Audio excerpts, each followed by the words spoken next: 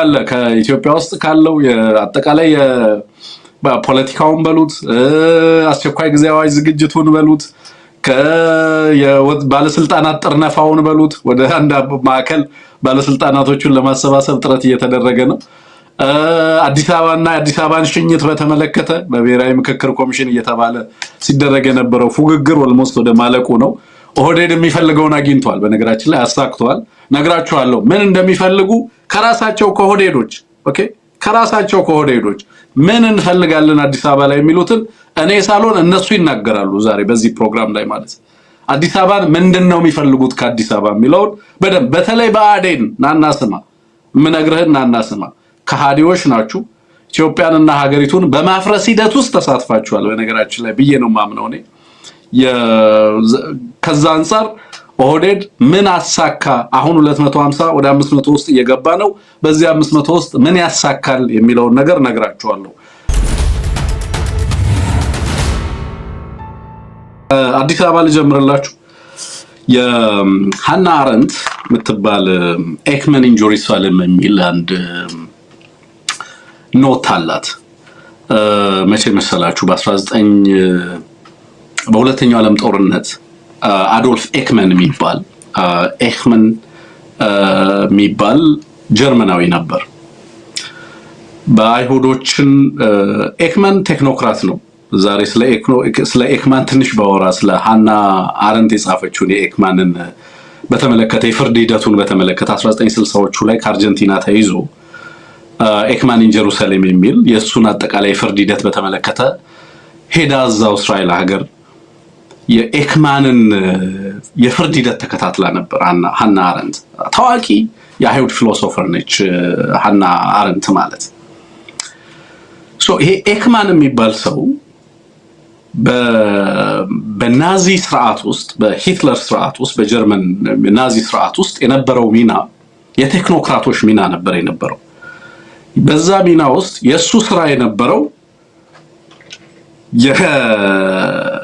የነዚህ የአይሁድ ተወላጆችን ከኦስትሪያ እየጫነ ማባረር ነው የነበረው ሚና። ወደ ኦሽዊዝ ነው የሚላኩት። ከዛ በኋላ ወደ ፍጅት ካምፕ ነው የሚላኩት። ግን ልክ አማራ አሁን ከአሩሲ ከወለጋ እየተጫነ እንደሚላከው ኤክማንም ስራው የነበረው በቢሮክራቲክ ኤፊሺየንሲው ምክንያት የተመረጠ ሰው ነው። ጎበዝ ታታሪ ሰራተኛ ነው ተብሎ የተመረጠ ሰው ነው ኤክማን። እና ይሄ ግለሰብ ሚናው አይሁዶችን እየጫነ መላክ ሁሉ ጊዜ አይሁዶችን ከአውስትራሊያ እየጫነ ሲልክ ሪፖርቶችን ራሱን ከሌላው ጋር ከጀርመን የሚላኩት አይሁዶች ጋር የሚሳደዱት ማለት ወደ ተለያየ ፍጅት ቀጠና የሚላኩት ጋር ያነጻጽርና አፈጻጸሙ ያስደንቀዋል። በራሱ አፈጻጸም ይኮራል። እንዴት አይነት በዚህ ዓመት በርካታ አፈጻጸም በርካቶችን ከዚህ ያሳደናል እያለ የሱ ሚና ለዛ በሂትለር ስርዓት ውስጥ ሙሉ የሂትለራዊን ያንን ሞንስተር ስርዓት ውስጥ ያንን ህዝብና ዘርፈጅ ስርዓት ውስጥ የሱ ስራ አይሁዳውያንን ከማህበረሰብ ውስጥ እየለየ እየጫነ ማሰናበት ወደሚያልቁበት ወደ ጋዝ ቻምበር መላክ ነው። በዚህ ሂደት ውስጥ እሱ የሚያውቀው ከዚህ ከከተሞች ውስጥ ከያሉበት የአይሁድ ተወላጆችን እየሰበሰበ በባስ እየጫነ መላኩን ነው የሚያውቀው። በትሬን እየጫነ መላኩን ነው የሚያውቀው። the banality of evil በሚለው ስራዋ ሃና አረንት የዚህ ኤክማንን ኬዝ ታመጣለች። እንዴት ቴክኖክራቶች እንዴት እንደነ ጌዲዮን ጢሞቴዎስ እንደነ መስፍን አራያ አይነት ሰዎች በሀገርና በህዝብ ላይ ሊያዋልዱ የሚችለውን ስርዓት እና በሀገርና በትውልድ ላይ ሊያደርሱ የሚችለውን ጥፋት ለማሳየት ጥረት ታደርጋለች። ዛሬ በዚህ ምክክር ኮሚሽን ውስጥ እነ በአዴኖች በዚህ ሂደት ውስጥ ከአብይ አህመድና በአብይ አህመድ ስርዓት ውስጥ የሚያገለግሉ ግለሰቦች አብዛኞቹ በነገራችን ላይ ፖለቲከኞችም ላይሆኑ ይችላሉ፣ ቴክኖክራቶች ሊሆኑ ይችላሉ። ለምሳሌ የሀገሪቱ ፕሬዝዳንት ርዕሰ ብሔሩ ታዬ አጽቀሥላሴ ጥሩ ዲፕሎማት ነው ምናምን ሲባል ሰማለሁ አይደል? በአፍሪካ በዩኤን ኢትዮጵያ ተወካይ ሆኖ ሰርቷል። በተለያዩ ቦታዎች ላይ በተለያዩ ኃላፊነቶች እንዲሰራ ተደርጓል አይደል? ለኔ አሁን ፖለቲከኛ አይደለም እሱ። ግን እንዲህ አይነት ሰዎች በዚህ ስርዓት ውስጥ ሚናቸው ምንድነው ብላችሁ ብትጠይቋቸው በአብይ አህመድ ስርዓት ውስጥ ነገ ትውልድና ታሪክ ሲጠይቃቸው ሚናቸውን ግን የሚነግሯችሁ ምን ብለው እንደሆነ ታውቃላችሁ? እነ ብርሃኑ ነጋ ምን ብለው ሚናቸውን በዚህ ስርዓት ውስጥ ሚናቸውን ነገ እንደሚነግሯችሁ ታውቃላችሁ? እኛ በዚህ ስርዓት ውስጥ ፈረንጆቹ ኮግ ኢን ዘ ማሽን ይሉታል። ኮግ ኢን ዘ ማሽን ነበርን፣ የማሽኑ ጫፍ ነበርን። አጠቃላይ ማሽኑ ምን እንደሚሰራ አናውቅም፣ እኛ ግን ብሎኖች ነበርን ብለው ነው የሚነግሯችሁ። እኔ የትምህርት ሚኒስተር ነበሩ፣ እኔ የግብርና ባለሙያ ነበሩ፣ እኔ የምክክር ኮሚሽኑ ኢትዮጵያ ትምከር ብዬ ምክክር በማካሄድ ሂደት ውስጥ ብቻ ነበር ሚና የነበረኝ፣ ከዛ የዘለለ ሚና አልነበረኝም። ኮግ ኢን ዘ ማሽን አናሎጂ የሚሉት አለ የፖለቲካል ሂቃኖች። አጠቃላይ ሲስተሙ በሀገር በትውልድና በታሪክ ላይ የሚያደርሰው ውድመት አይታያቸውም። እኚህ ሰዎች ደርግ ውስጥ ነበሩ፣ በጃንሆይ ስርዓት ውስጥ ነበሩ። እንደነዚህ አይነት ሰዎች በኋላ አሁን በኢህአዴግ ውስጥ ነበሩ፣ አሁን በአብይ አህመድ ስርዓት ውስጥ፣ በተለይም በአብይ አህመድ ስርዓት ውስጥ ደግሞ አሉ። ቀደም ብሎ የነበሩ ስርዓቶች ውስጥ በተለያየ መንገድ አገልግለው ሊሆን ይችላል። እነዚህ ሰዎች የሚነግራችሁ ራሳቸውን እኔ ባናሊቲ ኦፍ ኤቪል ባናሊቲ ኢዝ ጀስት ኦርዲነሪ ማለት ነው አይደል? ሃና አረንት ባናሊቲ ኦፍ ኤቪል ስትል የየዋሆች ሰይጣናዊ ስራ ማለት ነው። እንዴት አድርጌ አማርኛውን ልተረጉመው እንደምችል አላውቅም። እንዴት ኦርዲነሪ ሰዎች ፕሮፌሽናል የሆኑ ሙያዊ ነው ስራችን የሚሉ ሰዎች በሀገርና በትውልድ ላይ ሊያደርሱ የሚችሉትን እልቂት የተከታተለችበት ነው። ባይዘወይ ኤክማን ጀሩሳሌም ከአርጀንቲና ተይዞ መጥቶ በኢየሩሳሌም በነበረው የፍርድ ሂደት ላይ እኔ ኢኖሰንት ነኝ ባለሙያ ነበርኩ ነው የሚለው የነበረው። በሀገርና በትውልድ ላይ ያ ሁሉ ህዝብ ወደ ጋዝ ቻምበር እንደሚላክ እኔ አላውቅም። የኔ ስራ አይሁዳውያንን ከተለያየ ቦታ እየሰበሰቡ በመኪና ጭኖ በትሬን ጭኖ ማስተላለፍ ብቻ ነበር የኔ ስራ ነበር የሚለው። በሀገርና በትውልድ ላይ ይዞ የሚመጣውን አጠቃላይ ስርዓቱ ምን አይነት ኦርጋኒዝም እንደሆነ ስርዓቱን አይገነዘቡም። እንደነዚህ አይነት ሰዎች እነ ጌዲዮን ጢሞቴዎስ ከፍትህ ሚኒስተር ወደ ውጪ ጉዳይ ሚኒስተር፣ ከውጪ ጉዳይ ሚኒስተር የህዳሴው ግድብ ጉዳይ ከህዳሴው ግድብ ወደ እንደዚህ የሚያዟዙሯቸው ቴክኖክራቶች ናቸው ብለው እነዚህ ልጆች በሀገርና በትውልድ በታሪክ ላይ የደቀኑት አደጋ አይገነዘቡም። በሀገሪቱ ውስጥ የሚደርሰው እልቂትን አይገነዘቡም። የህዝቦችን ጥፋት አይገነዘቡም። ሶ ናው ወደ መጨረሻው ምዕራፍ እየገባው ነው እያለ ነው ኦህዴድ። ምናልባትም በዚህ ሳምንት ማጠናቀቂያ ላይ ምን ይመጣል አለች። ዛሬ ማነች የምትባለው ሴትዮ እንደዚሁ ሌላኛዋ ኤክማን ሴቷ ኤክማን ወጣ አዶልፍ ኤክማን ናቸው ለኔ ሁሉም። በነገራችን ላይ አሁን እናረጋ ከበደ ለኔ ኤክማን ናቸው፣ ፖለቲከኞች አይደሉም። ፖለቲከኛ ማለት የመወሰን አቅምና ስልጣን ያለው ሰው ማለት ነው። በነገራችን ላይ የማሽን ኮግ ግን በራሱ ህልውና የለውም። የማሽን ብሎን ሚና አለው። ማሽኑ ፋንክሽን እንዲያደርግ ሚና አለው። በዛ ውስጥ የራሱ ሮል አለው። ግን ትቀይረዋለህ፣ ይጣላል ኤኒ ታይም። ምንም ዋጋ የለውም። ከምትፈልግበት ዓላማ ውጪ ሌላ ተግባር የለውም። አትጥሉኝም ማለት አይችልም የማሽን ብሎን። ግን ደግሞ ያ ሞንስትረስ ተቋም ያ ህዝብን የሚፈጀው ተቋም ግን ፋንክሽን እንዲያደርግ የራሱ ሚና አለው። በኋላ ስትጠይቋቸው እኔ ትምህርት ሚኒስተር ነበርኩ ይላል። ትምህርት ሚኒስተር ሆኖ 8 ሚሊዮን እና 10 ሚሊዮን የአማራ ልጆች ትምህርት ቤት አለመሄዳቸውን በታሪክ ውስጥ ሊጽፍልህም ሊነግርህም ግን አይፈልግም ብርሃኑ ነጋ።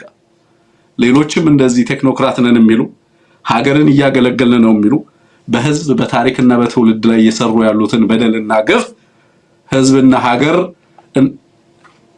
ዛሬ ላይ ተጠያቂነቱ ስለሌለ ዛሬ ላይ አይነግሩንም። ምን አይነት በደልና ግፍ እያደረሱ እንዳሉ የነ መስፍን አራያ ውጤት ግን በታሪክ ውስጥ ታዘቡ። ምን አይነት ታሪካዊ አደጋን በኢትዮጵያ ላይ ይዞ እንደሚመጣ ቁጭ ብላችሁ ለመታዘብ ያብቃችሁ። የተወደዳችሁ ክብራትና ክብራት እንደዚህ አይነት ኤክማኖች ባናሊቲ ኦፍ ኢቪል ለሀገር እየሰራን ነው የሚሉ የዋሆች ነን የሚሉ ሰዎች because of their ignorance እና stupidity በእነሱ ድንቁርናና በእነሱ ተባባሪነት በሀገርና በትውልድ ላይ የሚደርሰውን ጥፋት በአንድም በሌላ መንገድ ሲያሳልጡ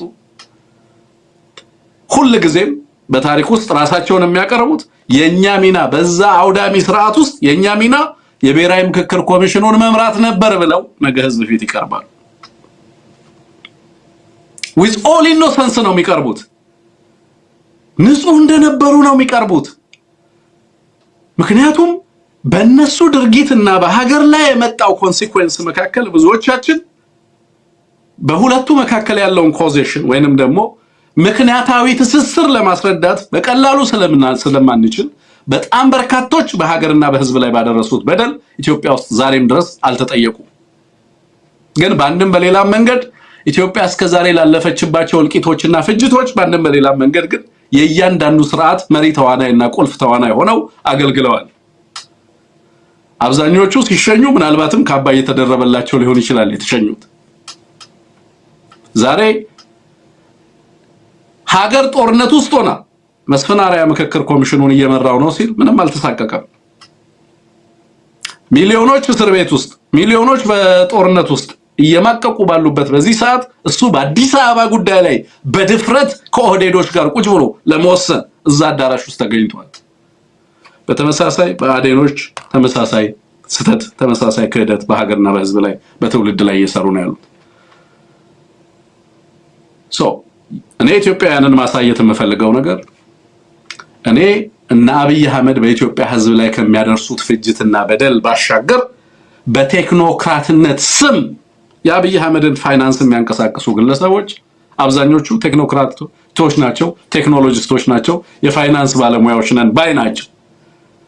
ለምሳሌ የድሮን ቴክኖሎጂ በማምረት ሂደት ውስጥ የሚሳተፉ አውሮፓና አሜሪካ የተማሩ የአብይ አህመድ የድሮን መገጣጠሚያ ላይ የድሮን ስዎርሞችን እያመረቱ የአማራ አርሶ አደርና የአማራ ህዝብ የትግራይ ህዝብና የአማራ ህዝብ ላይ ያንን የድሮን ዝናብ በህዝባችን ላይ እንዲዘንብ በአንድም በሌላ መንገድ አስተዋጽኦ እያደረጉ ነው። ነገ ስታቸው ግን እነሱ ምንድነው ነው የሚሉት? ቴክኖሎጂስት ነን ነው የሚሉት። ባናሊቲ ኦፍ ኢቪል ምትለው ሃና አረንት ይሄንን ነው።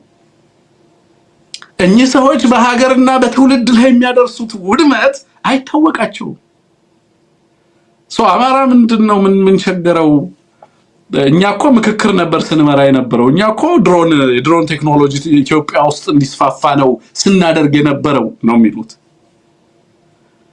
እኔ ዲፕሎማት ነበርኩኝ በኢትዮጵያ አብይ አህመድ ህዝብን ሲያርድና ሲጨፈጭፍ በነበረበት ሰዓት እኔ ዲፕሎማት ነበርኩኝ ነው የሚሉ። ፕሬዝዳንቱን ብትጠራቸው እኔ እኮ የተከበርኩ ዲፕሎማት ነኝ ነው የሚሉ።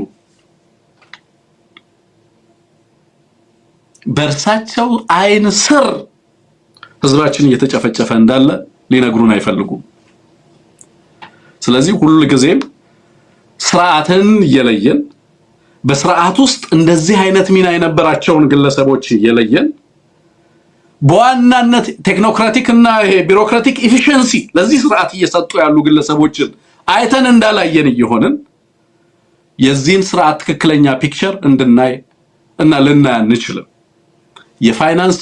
በፋይናንሻል ኢንተለጀንስ ዘርፍ በሉት በቴክኖሎጂው ዘርፍ በሉት በእያንዳንዱ ሀገራዊ እንቅስቃሴ እነዚህን ሁሉ የጦር መሳሪያ አድርጎ የሚጠቀም ስርዓት ባለበት ሂደት ውስጥ እነዚህ ግለሰቦች የአብይ አህመድ ተባባሪ አልነበረም። በአማራ ላይ በሚደርሰው በትግራይ ላይ በሚደርሰው በኦሮሚያ ላይ በሚደርሰው በተለያየ ህዝብ ላይ በሚደርሰው እልቂት አልተሳተፍንም ሊሉ ማይችሉበት ደረጃ ላይ እንዳሉ ግን እንዲገነዘቡት ነው። ኤክማንን ያየ ይቀጣ ነው እያልኩ ያለሁት። ነገ እንደዚህ ነበርኩ እንደዚህ አይነት ባለሙያ ነበርኩ አይሰራም። በዚህ ሂደት ውስጥ ያላችሁን ሚና በደንብ እንድታውቁት ያስፈልጋል። በእናንተ ምክንያት ኢትዮጵያ ዋጋ ትከፍላለች። አሁን ዛሬ ተመካካሪዎቹ በአዲስ አበባ ጉዳይ ላይ አቋማቸውን ይፋ አድርገው ነበር። ኦህዴድ አራዘመውና የተሶኮል ምክክር ተናግሬያለሁ። ውጤቱ ምንም ይሁን ምንም የአማራ ህዝብ ይሄንን ሂደት በተመለከተ በራሱ ትግል የሚወስነው የኢትዮጵያ ነገር እንጂ በሌሎች እና 4000ዎች እነሱ እንደሚሉት በዛ መድረክ የሚወሰን የአማራ ነገር እንደሌለ በግልጽ ላረጋግጥልህ እወዳለሁ። እኛ የአማራን ነገር ሪዲፋይን እናደርጋለን። ይሄንን ማወቅ አለበት ህዝቡ። በዚህ ትግል ውስጥ ያለነው ውሃ ለመረጫጨት አይደለም። የህዝባችንን እጣ ፈንታ በተመለከተ ህዝባችን የሚወስንበትን አቅም ማጎናጸፍ ነው። የአማራ ፊውቸር የሚወሰነው በኦህዴዶች አይደለም። የአዲስ አበባ ጉዳይ የኢትዮጵያ ህዝቦች ከተማ ጉዳይ የሚወሰነው በኦህዴዶች ፍቃድ አይደለም፣ በኦህዴዶች ምክክር አይደለም። ኦህዴዶች ወቁት፣ የኦሮሞ ልሂቃን yes there will definitely be a genuine national dialogue ምዕራፍ ይኖራል። በዛ የትኛውንም ጥያቄ ይዛችሁ ልትመጡ ትችላላችሁ። ፎርዛት ማለት የትኛውንም የታሪክ ማስረጃም አለ የምትሉትን መከራከሪያ ያዘጋጁ። ያንን ሂደት በተመለከተ ማለት ግን በዚህ ሂደት የአዲስ አበባ ጉዳይ እንዴትም ቢወሰን የአማራን ህዝብ አይገልጸውም፣ አይመለከተውም፣ የኢትዮጵያን ህዝብ አይመለከተውም። ምክንያቱም ይሄ ሂደት የኦህዴድ ሂደት በመባል ይታወቃል። በዚህ ሂደት ውስጥ ኤክማንን ሆነው ይሄንን ሂደት የሚያስተባብሩት ሰዎችም ሃና አረንት እንደምትለው በናሊቲ ኦፍ ኢቪል በእነዚህ ሰዎች የሚደርስ ኢቪል በሀገር ላይ እንዳለ ብንገነዘብም የዚህ ሂደት ውጤትም ሆነ ምንም ህዝባችንን አይመለከትም። ንጹህ ነን ከዚህ ሂደት ባይዘው አውግዘናል። በታሪክ ፊት አቋም ይዘን ይሄ ሂደት ሀገርን ምን ሊያስከፍል እንደሚችል አሳይተናል። ዛሬ መጣችሁ አዲስ አበባ ኮሎ ኦሮሚያ ተሰጠች። የኦሮሚያ መቀመጫ በህገ መንግስቱ ዲፋይን ተደርጎ የአዲስ አበባ መቀመጫነት አዲስ አበባ የኦሮሚያ ናት የሚል አንቀጽ በህገ መንግስቱ ውስጥ ተካተተ ብላችሁ መጣችሁ ነገር ታለቅሱልን። ለሂደቱ ድጋፍ ስትሰጡ የነበራችሁ ሰዎችም ሆናችሁ በሂደቱ ውስጥ ተሳትፉ የነበራችሁ ሰዎች ትሪዝነርስ ክራይም በሀገራችሁ ላይ ፈጽማችኋል። በኢትዮጵያ ላይ እና በኢትዮጵያ ትውልድ ላይ ወንጀል ፈጽማችኋል። የኢትዮጵያ ናሽናል ካፒታል ጉዳይ ለዚህ 4000 ሰው ምክክር መቅረቡ በራሱ በነገራችን ላይ የኢትዮጵያ ህልውና ኮንቴስትድ እንዲሆን ማድረግ ነው። የኢትዮጵያ ነገ ለጨረታ ለክርክር ለውይይት እንዲቀርብና ለውሳኔ እንዲቀርብ ያደረጋችሁ ናችሁ። በነገራችን ላይ ኦህዴድ ይሄንን ሂደት ምንድነው ያለው? የኢትዮጵያን ይውላችሁ በ1984 83 ዓመተ ምህረት ኢትዮጵያ ያደረገችው ምክክር አለ the so called ምክክር this one is different ይሄ ይለያል። ይሄ የስቴቱን ተፈጥሮ ሪዲፋይን ለማድረግ የተደረገ ሂደት ነው ይሄኛው። ያኛው ፖለቲካል ትራንዚሽንን ማዋለድ ነበር። ኦፍ ኮርስ የኢትዮጵያን ፓስት በተለየ መንገድ እንቀይሳለን የሚል አዲስ የፖለቲካ ፕሮጀክት ነበር የ1991 በፈረንጆች አቆጣጠር ማለት ነው። እሱም አዲስ ፖለቲካል ፕሮጀክት ነው ኢትዮጵያ ላይ ኢንትሮዲዩስ የተደረገ። የዚህኛው ግን ከዛ በላይ ነው። የሀገረ መንግስቱን ሁለንተናዊ ነገና ትናንት ዲፋይን የማድረግ ሂደት ነው ኦህዴድ ይሄን እያደረገ ያለው በጦርነት ውስጥ ባለችበት ሁኔታ ኢትዮጵያ 11 እዝ በኢትዮጵያ ሰሜናዊ አቅጣጫ በሚኖሩ ህዝቦች ላይ አሰልፎ ጦርነትና ውድመት እያደረገ እሱ የኢትዮጵያ ነገ በብቸኝነት ወስናለሁ ብሎ አዲስ አበባ ተገኝቷል። ቴክኖክራቶቹን የዚህ ሂደት መሪ አድርጎ ሾሞ ማለት ነው። ቴክኖክራቶቹ እነ መስፍን አርአያ እና ሌላም አሉ ስማቸውንም ጭራሽ እንትን ለማለት አልሞክርም። ያው ህዝብና ታሪክ መዝግቦ ስለያዛቸው ማለት ነው። እነሱን በማወቅም ጊዜን ስለማልገደል ነው። ዛሬ ከ250ዎቹ ወደ 500ዎቹ የተላለፈው ሁሉም ሳይፈቅዱ ኦህዴድ በግሉ ያስገባው የአዲስ አበባ መቀመጫ አዲስ አበባ የኦሮሚያ ዋና መቀመጫ አዲስ አበባ ነች የሚል አንቀጽ እንዲካተትለትና የጋራ አስተዳደር ጉዳይ አብሮ እንዲገባ ተዛ ተመካካሪ የተባሉት ከሃዲዎች እንኳን ባልወሰኑበት ሂደት በራሱ ጫና ያንን ሐሳብ አካቶ ያንን ውጤት ይዞ ይመጣል። ማን እያለ ነው ይሄንን? ብርሃኑ ሌንጂሶ የተባለ ሶሲዮሎጂስት አለ። ብርሃኑ ሌንጂሶ የመንግስት አማካሪ የቆላና መስኖ ምናምን ብሎ ሲያምስ የነበረ በተለያየ መንገድ ነው የማውቀው። just I don't care በመንግስት ኃላፊነት ላይ ሆኖ ስለሰራቸው ስራዎች ብዙ የሚጨነቅበት ጉዳይ አይደለም። ህግና ስርዓት ይጠይቀዋል። እየነገረን ያለው ግን የኦሮሚያ ፍላጎት ምንድነው የሚለውን ቃል በቃል ሲናገር ትሰሙታላችሁ። እኔ ትርጉሙን አቀርባለሁ። የ5 ደቂቃ ቆይታ ነው የሚያደርገው። ከዛ በላይ ቆይታ ነው። እኔ 5 ደቂቃውን ብቻ ነው ያመጣሁላችሁ፣ ምክንያቱም በጣም ብዙ ስራ ስላለኝ የምፈልገውን ነው ይዤ መምጣት የምችለው እንጂ በርካታ ነገሮችን ሲያነሳ ስለነበር። አዲስ አበባ ላይ ኦህዴድ ምንድነው የሚፈልገው? እወቀው የኢትዮጵያ ህዝብ። ኦህዴድ ምንድነው የሚፈልገው? ምንድነው ማካተት የሚፈልገው? የመጀመሪያ ምርጫው ምንድነው? ያ ምርጫው ካልተሳካ ሁለተኛ ምርጫው ምንድነው? ሁለተኛ ምርጫውንስ ለምንድነው የሚያካትተው? ትርጉሙ ይገባሃል ወይ የሚለውን በደንብ ማወቅ ያስፈልጋል። ስለዚህ እንስማው እስኪ ምን እየነገረን እንዳለ ብርሃኑ። በየጥቂት ሰከንዶቹ ጣልቃ ገባና ትርጉሙን እነግራችኋለሁ። አብረን እየተረጎምን ነው የምንሄደው ማለት ነው። ሚላውን ቃል በቃል ተረጉመዋለሁ። ቴክኒሻናችን እያስኬድ ስታቆምልኝ እኔ ትርጉሙን አብሬ እናገራለሁ ማለት ነው። ኦኬ ሙፈዲ ሞቱማ ናኖ ኦሮሚያ ረዳበኔ ማልታው ባባዲሚ ፍንፍኔ ኮኒ መሪቢ ወለዛ ካረተንጀን ኦኬ በኦሮሚያ መንግስት ቦታ ላይ እና የኦሮሚያ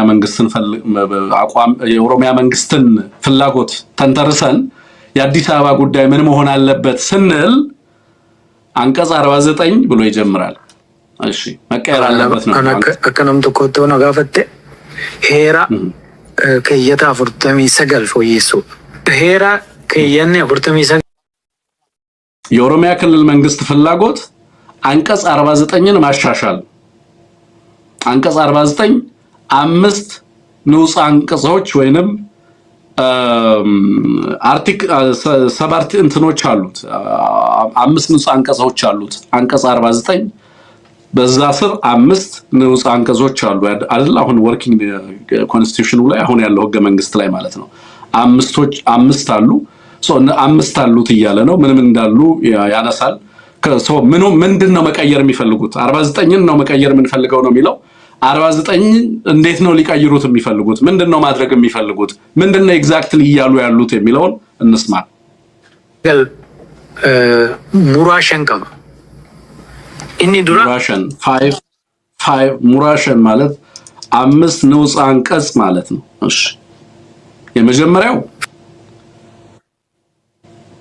ፍንፍኔ መጋላ ጉዶ ኢትዮጵያቲ ይና የመጀመሪያው አዲስ አበባ የኢትዮጵያ ዋና ከተማ ናት ይላል። አሁን ያለው 5 አንቀጽ 49 5 ንዑስ አንቀጾች አሉት። አንደኛው አዲስ አበባ የኢትዮጵያ ዋና ከተማ ናት ይላል አሁን ያለው።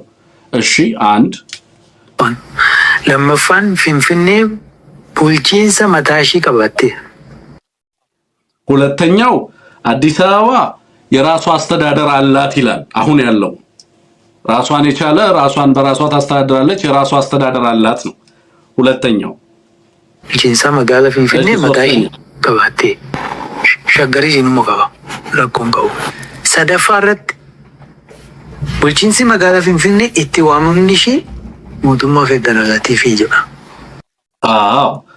ሶስተኛው ደግሞ ተጠሪነቷ የፌደራል መንግስት ነው ይላል አሁን ያለው ህገ መንግስት እንዳትረሱ።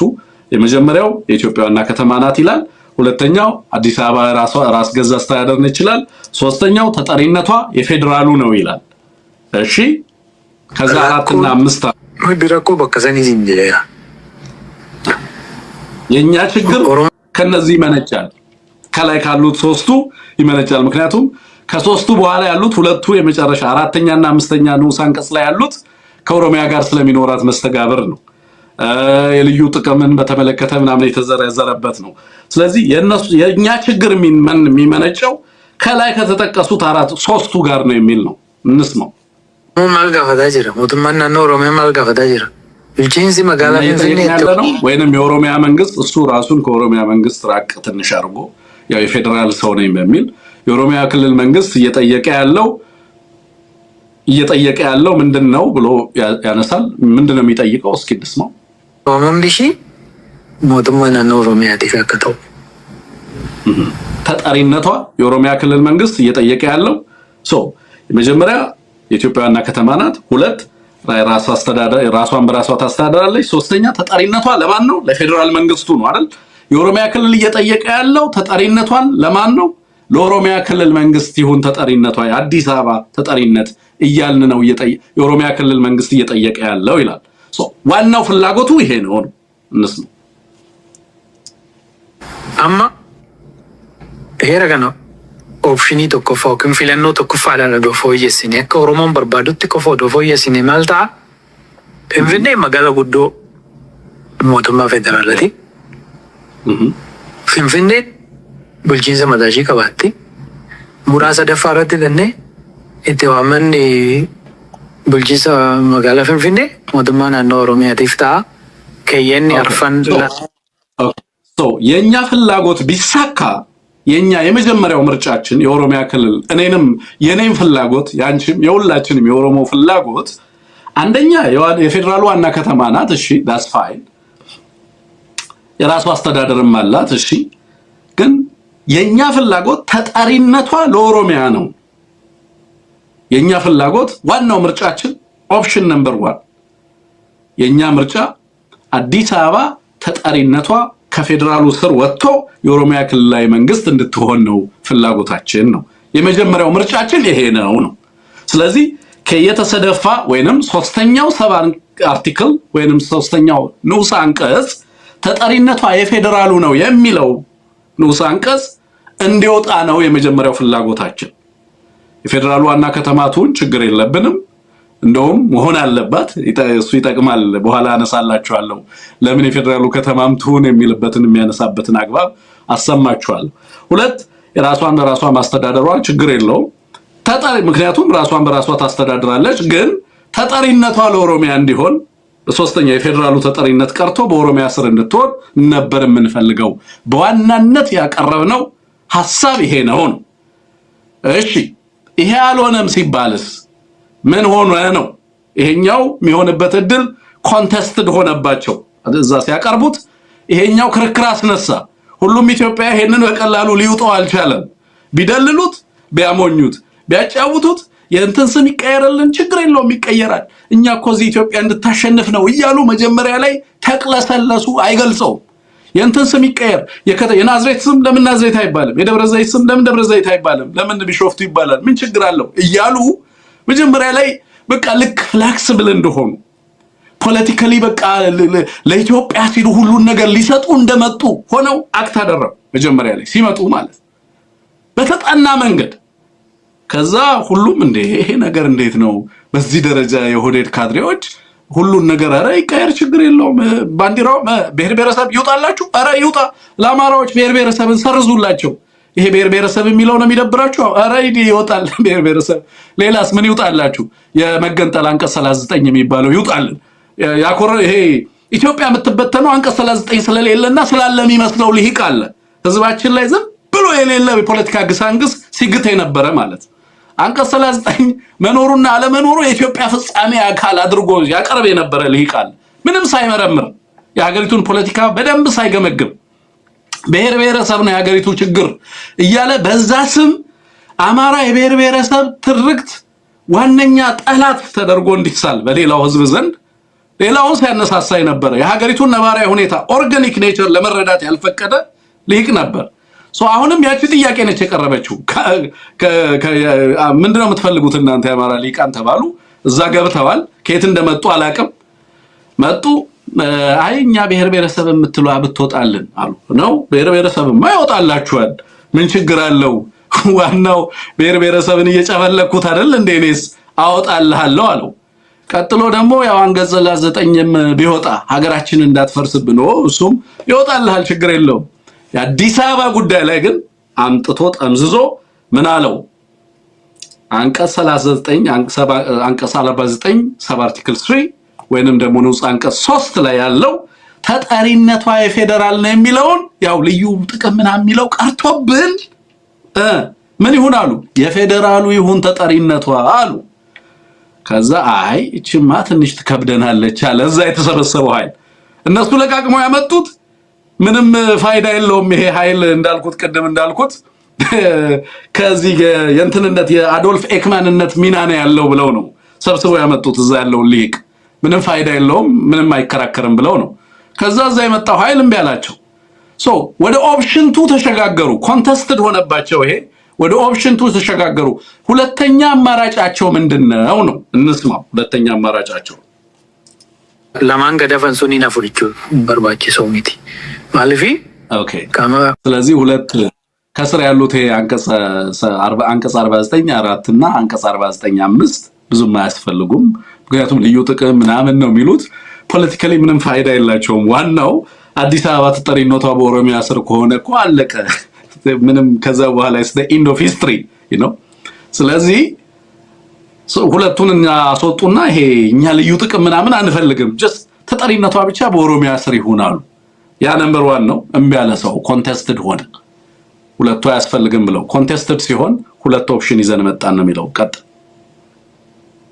ካማ ኦሮሚያቲ በከቡ ኢንሰ ፌደራል ከሰተን ከበቱ ኦሮሚያ አረድ ፊለኖ ተቆፋም ከናቸው ለሞስት አይዲያ ኦሮሞዳ the most idea የመጀመሪያው እንግዲህ ፊለኖ ተቆፋም choice number 1 የመጀመሪያ ምርጫችን አይዲያል ሲናሪዮ ሲናሪዮ ሰርተው ነው የመጡት እነሱ ሚሊሻ ሲያደራጁ አይደለም እንዳረጋ ከበደ የቀረቡት እነሱ ልሂቃኖቻቸው ጋር ይሄን ቢያመጣ ይሄንን እናቀርባለን ይሄ ቢመጣ ይሄ ሲናሪዮ 1 ባይሆን ሲናሪዮ 2 እያለ በዚህ ሂደት ውስጥ ያማራል ልሂቅ አስሮ ሀገሪቱን የትግራይንና ያማራን ህዝብ ጦርነት ውስጥ ማግዶ እሱ ናሽናል ዲያሎግ ሲል ምን እንደፈለገ መጀመሪያ እናውቃለን አይደል ለዛ ነው ናሽናል ዲያሎግ በጦርነት ውስጥ አይካሄድም እንዳትገቡ ከቻላችሁ ይሄ ናሽናል ዲያሎግ ሰላም በሌለበት ሁኔታ ሀገሪቱ ባልተረጋጋችበት ሁኔታ ድርሽ እንዳትሉ ያማራን የጋራ አቋም ለመያዝ ህዝባችን ሰላም መሆን አለበት የትግራይን የጋራ አቋም ለመያዝ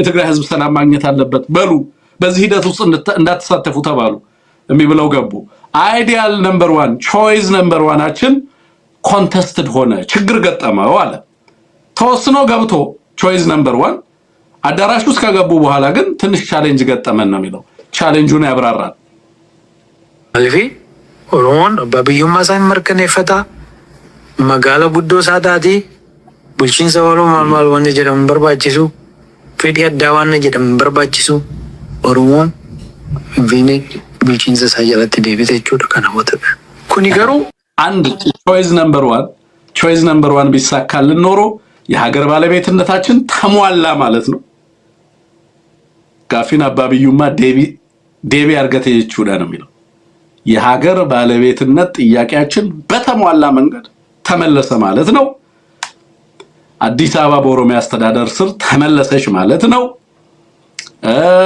በቃ የተሟላ የፖለቲካ ጥያቄዎቻችን ብዙ ጥያቄዎቻችን በአንድ ጊዜ ምላሽ የሚያገኙበት ሂደት ይሆን ነበር ይሄ ተሳክቶ ቢሆን ቾይዛችን የመጀመሪያው ቾይስ ተሳክቶ ቢሆን ኖሮ ስለዚህ ወዴት ሄደን ነው የሚለው እስኪ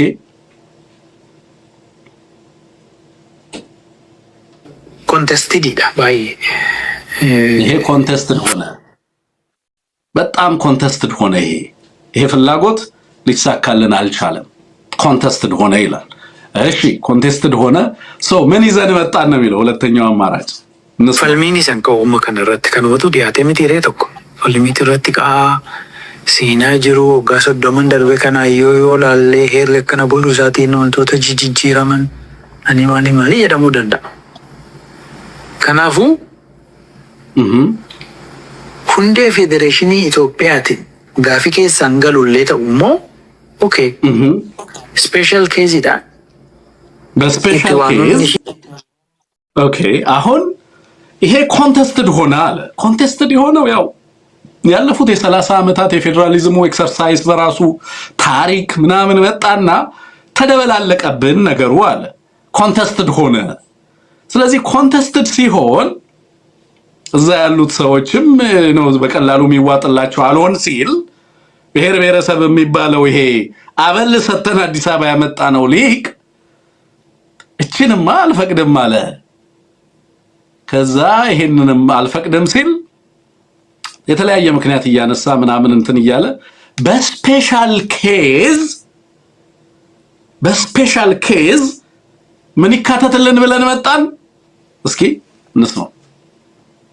ሞቱማ ፌዴራላቲቭ አታው እንጀ ሱኑ ከየኒ ሰደፋን ሱኑ እኮ ጅሩት ትፍፌቹ ዮ ከየኒ ሰደፋን እኮ ጅሩት ትዋሙኒ ሺ ሞቱማ ፌዴራላቲቭ አታው ጀደሜ ትፉፋሜቹ አርፉፋኒ ሶዲኑ ፈማሊፊ ቡልቺንሳ መዳሺ ቀብዲ ሞቱማ ፌዴራላፊ ዋምቲ ከናፉ ጅራቱን መጋላ ፊንፊኔ በመነ መሪ በከቦታ ወመታ ከሰቲ በከቦዋ ቀባቶቹ ሸነፋረ ኦኬ ሶ እሺ ይሄ ብሔር ብሔረሰብ አስቸገረን ነው የሚለው። አስቸገረና ብሔር ብሔረሰብ አንደኛ እሺ የኢትዮጵያ ዋና ከተማ ናት፣ ራሷን ታስተዳድራለች፣ ተጠሪነቷ የፌዴራሉ ነው የሚለው ነገር ሚዛን ደፋ።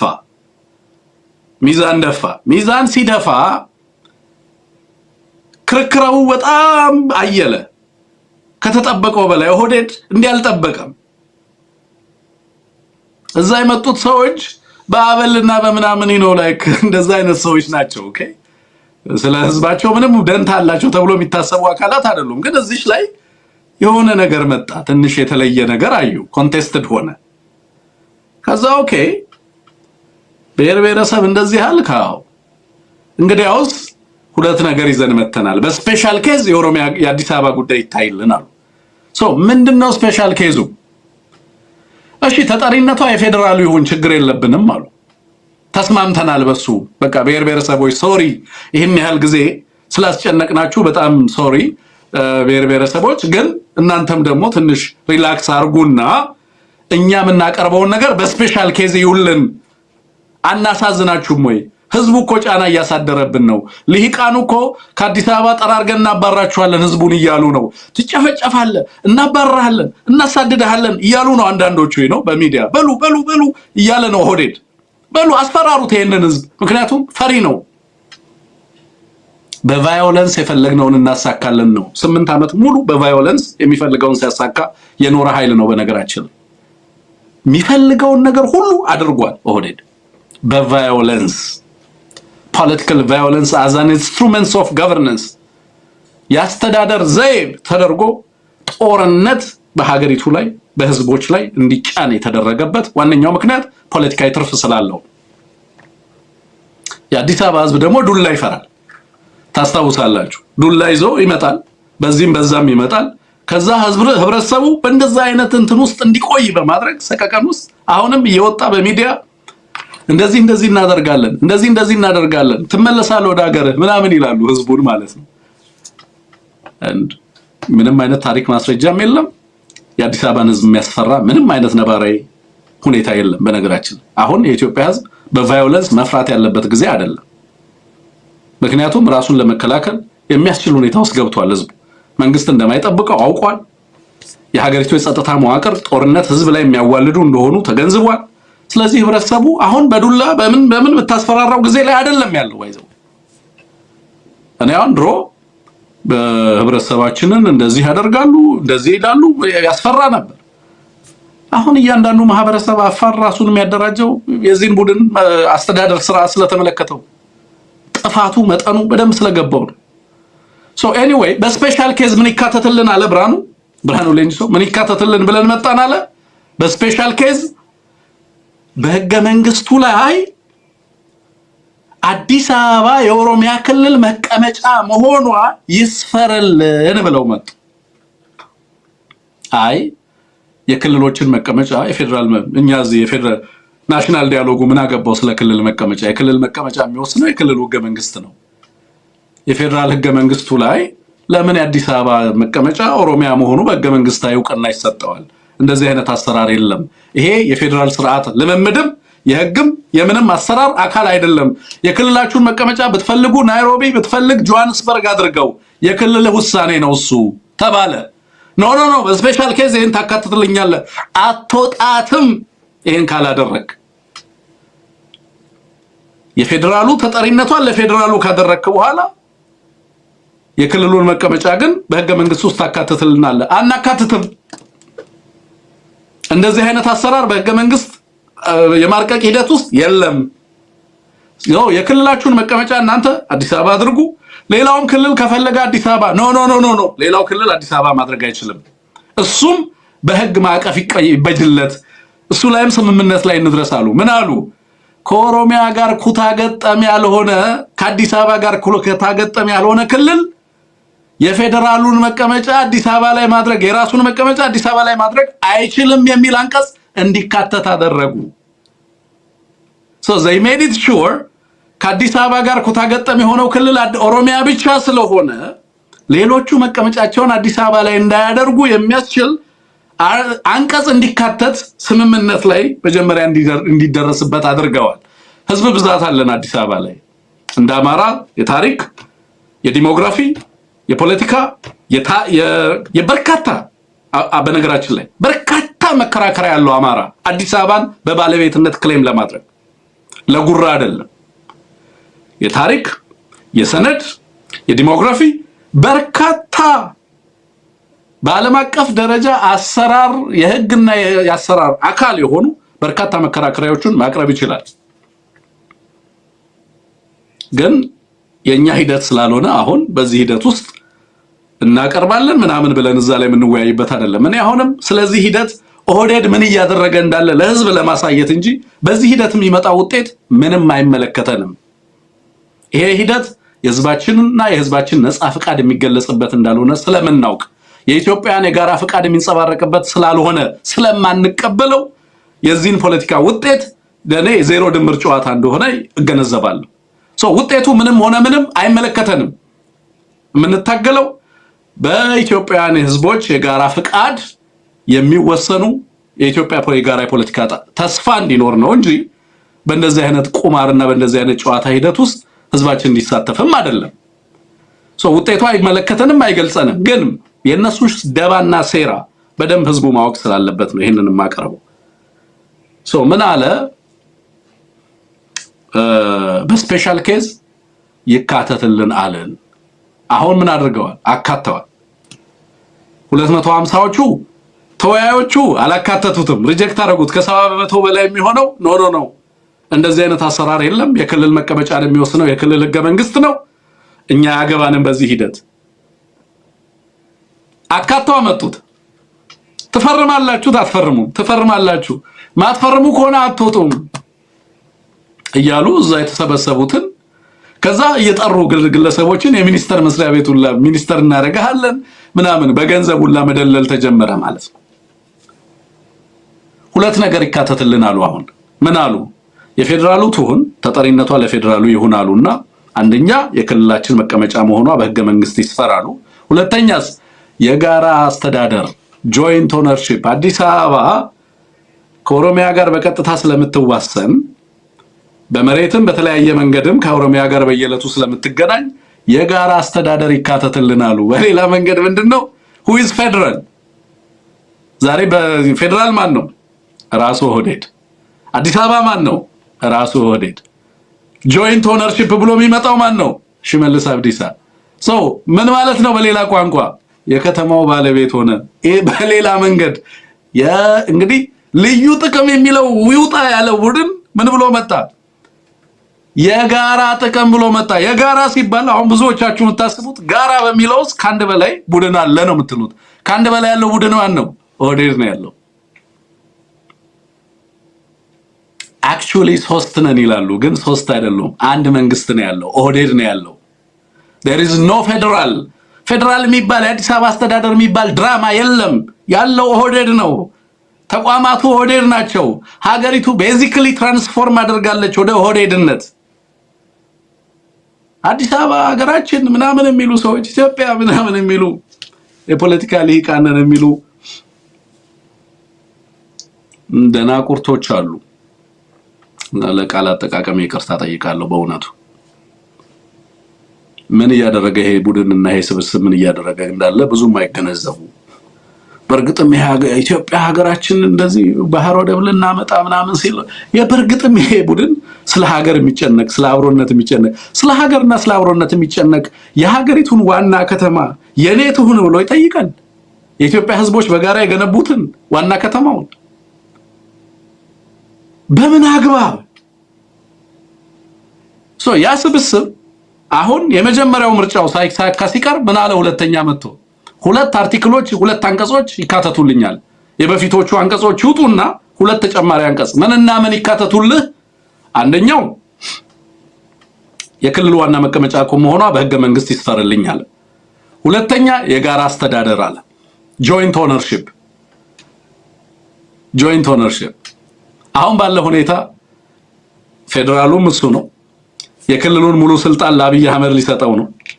ከፓርላሜንታሪ ወደ ፕሬዝዳንታዊ ከፊል ፕሬዝዳንታዊ ስልጣን አብይ አህመድ የከተማውንም ሌሎች ወሳኝ ጉዳዮችንም በአንድ ደብዳቤ ከዚህ ምክክር በኋላ እነዚህን ሁሉ በታትኖ ለአስተዳደር አመቺ ስላልሆነ በፕሬዝዳንቱ ውሳኔ ይሄ ጉዳይ ተወስኗል ብሎ በፈለገው መንገድ እንዲፈጽም ለአብይ አህመድ ሙሉ ስልጣኑን ሰጥቶ ከዛ በኋላ እነዚህን አርቲክሎች አካቶ እነዛን ቡድኖች መጀመሪያ የተከራከሩትን በዚህ አከራክራቸው በዚህ የምትፈልገውን ነገር ትነጥቃቸዋለህ ማለት ነው።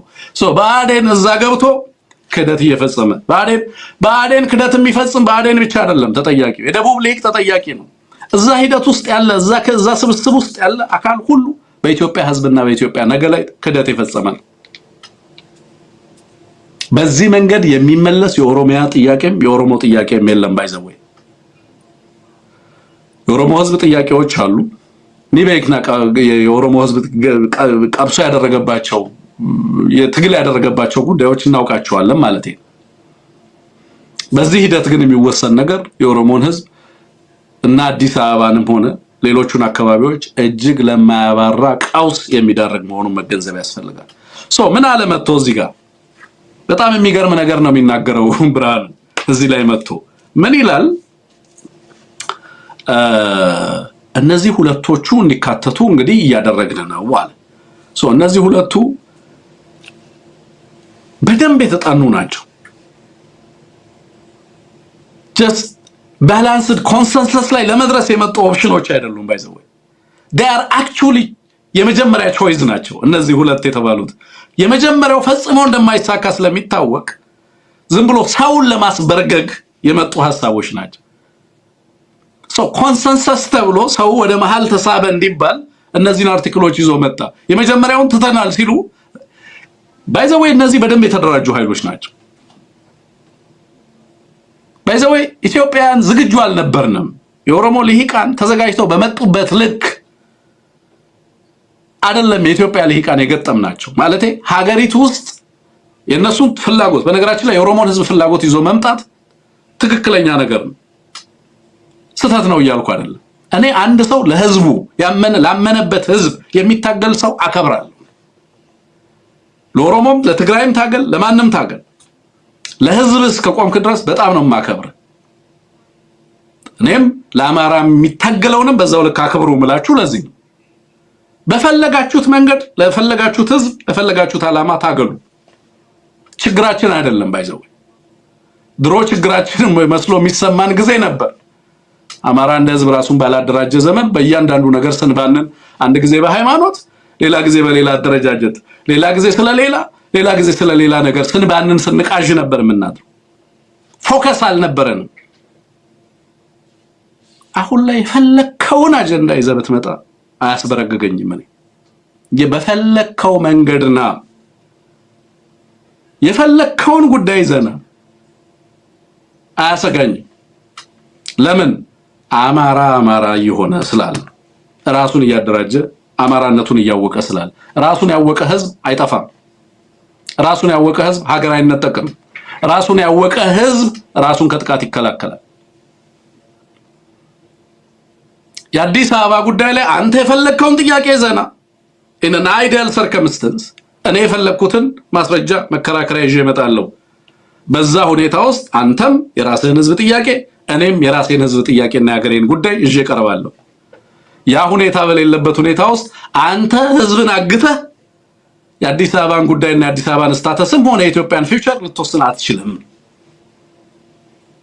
ህዝባችን ጦርነት ውስጥ ባለበት ልሂቃኑን አስረህ ህዝባችንን ሀገር አልባ እያደረግ ፍጅት አውጀህበት አንተ የአዲስ አበባን ስታተስ አትወስንም። ብትወስንም እንገለብጠዋለን። you have to know that። ብትወስንም ማንንም አይገዛም። የኢትዮጵያ ህዝብ መታገያ እናደርገዋለን። ህዝቡ ይታገልሃል። የአዲስ አበባ ህዝብ ይታገልሃል። because የአዲስ አበባ ህዝብ የሀገሩ የከተማው ባለቤት ነው። ይሄን በደንብ ማወቅ ያስፈልጋል የሚለው በደንብ መግባባት ያስፈልጋል። ሶ ምን አለ እነዚህን ሁለት ነገሮች አካተዋል። አሁን 500 ውስጥም ገብቷል። በኋላም በነገራችን ላይ አፕሩቭድ ሆኖ ምክረ ሐሳብ ሆኖ ይቀርባል። አብይ ቶሎ አይተገብረው። ምክረ ሐሳቡን ይዘውና ምን ይላል የኢትዮጵያ ህዝብ በምክረ ሐሳብነት ነው የቀረበው እንጂ ኢትዮጵያውያን ተስማምተው ምክረ ሐሳብ አድርገው አቅርበውታል። የኦሮሚያ ትሁን እንደዚህ ትሁን ብለዋል። ግን አሁን በቅራኔ ስላስነሳ አሁን አልተገብረውም ይላል። እንደዛ ነው ጨዋታው። ምክንያቱም ምክረ ሐሳቡ ለማን ነው የሚቀርበው? እንደገና ለኦህዴድ። ኦኬ ምክረ ሐሳቡ ላይ ኢትዮጵያውያን በጋራ ወሰኑ አይደለ? ኢትዮጵያውያን በጋራ ወሰኑ ተባለና ምክረ ሐሳብ ለማን ነው የሚቀርበው? አስፈጻሚ ለተባለው ግለሰብ ሁይሲ በአማራና በትግራይ ላይ ፍጅት ያወጀው ግለሰብ ለሱ ነው የሚቀርበው። እሱ ነው ገለልተኛ ሆኖ የሚፈልገውን ነገር ኢምፕሊመንት ያደርጋል፣ የማይፈልገውን ነገር አሽቀንጥሮ ይጥለዋል። መስፍን አራያ በዚህ ውስጥ ነው የገባው። ታዲያ እነዚህ ሰዎች አዶልፍ ኢክማንን ካልሆኑ በምን በሌላ ቃል ሊገለጹ ይችላሉ? ኤኒዌይ ይሄ ልጅ በዚያ ያበቃም። ብርሃኑ ሌንጅሶ በዚያ ያበቃም። ቀጥሎ የሚናገረውን እንስማው። ምን ይላል?